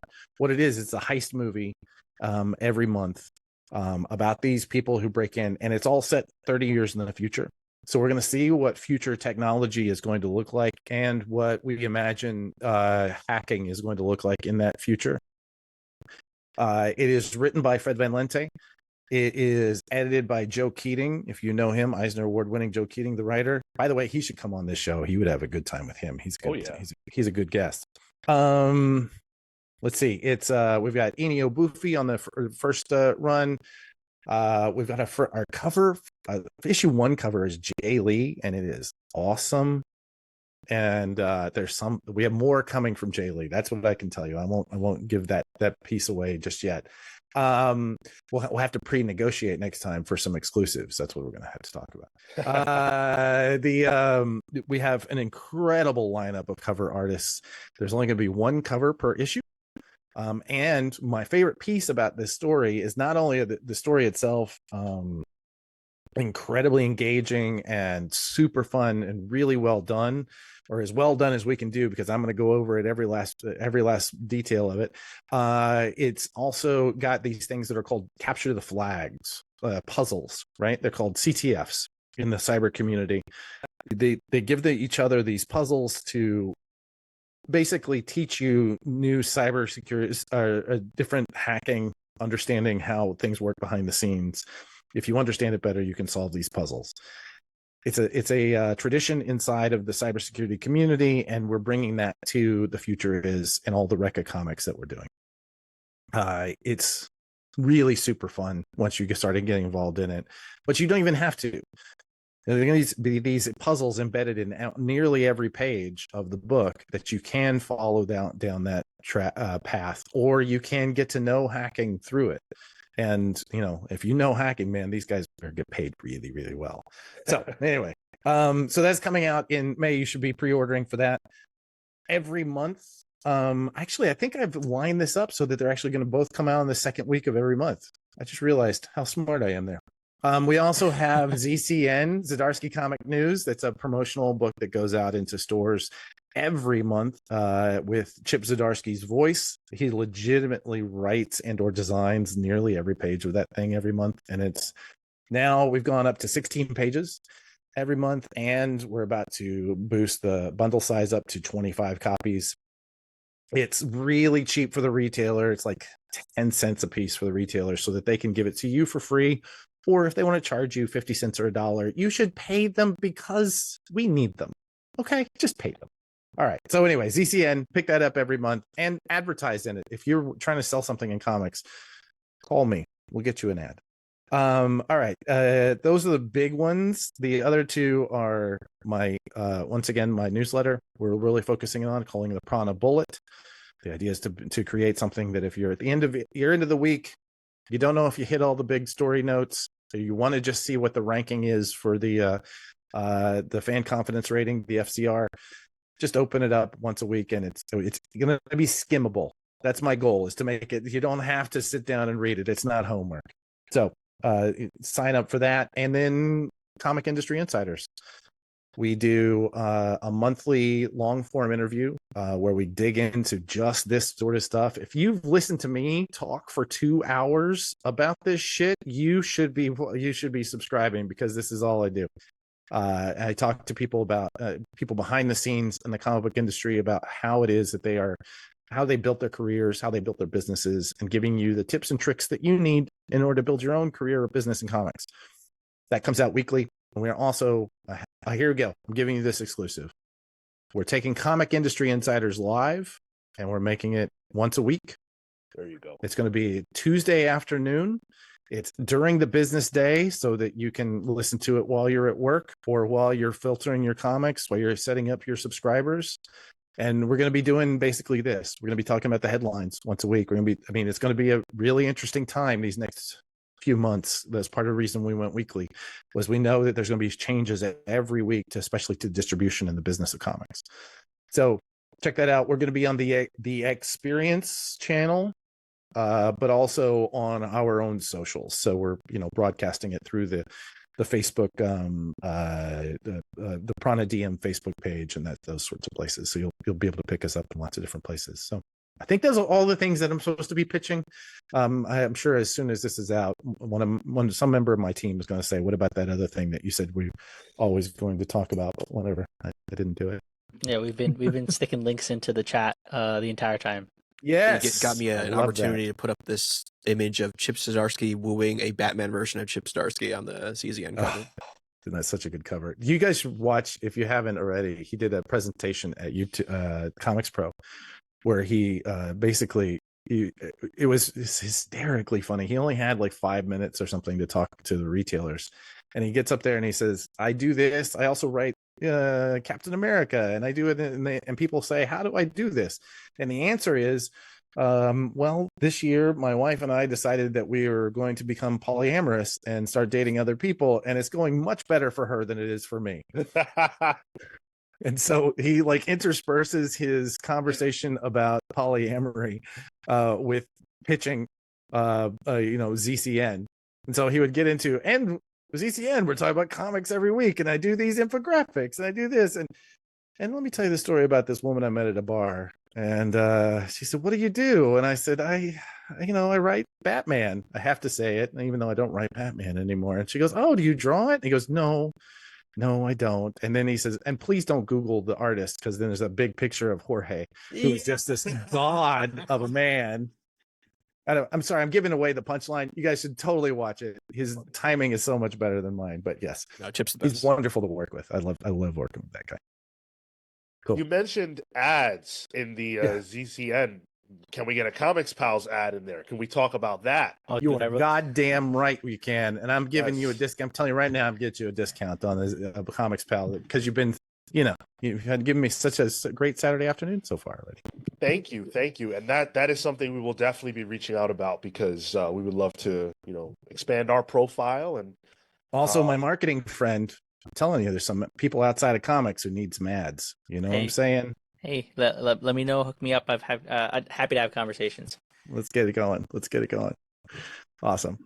All right. So we're going to let you go, Adam. Thank you so much for joining us today. You've been an incredible guest. We will absolutely speak again. Thank you. Absolutely. This has been super fun, and not at all a waste of a Saturday afternoon. I cannot wait. Even though it is beautiful outside, I'm looking forward to going out into it. So, oh yeah. Thanks, y'all. This message is brought to you by the Prana Bullet. What is the Prana Bullet? I'm glad you asked. It's a weekly newsletter dropped in your inbox every Friday. It's designed to keep you up to speed on that week in the comics industry, and our goal is to keep it light, to keep it informative, and I swear to you, we're going to keep it easy to skim. Each week, we're always looking for new things to learn about our comic industry and the changing landscape that it is, and this is the one place where you can catch up on everything you might have missed. Plus, the monthly Prana bestseller list is going to drop here first. If that sounds like the news you need, head over to pranadm.com and sign up today. That's PRANADM.com and sign up. And if you do, I'll see you this Friday.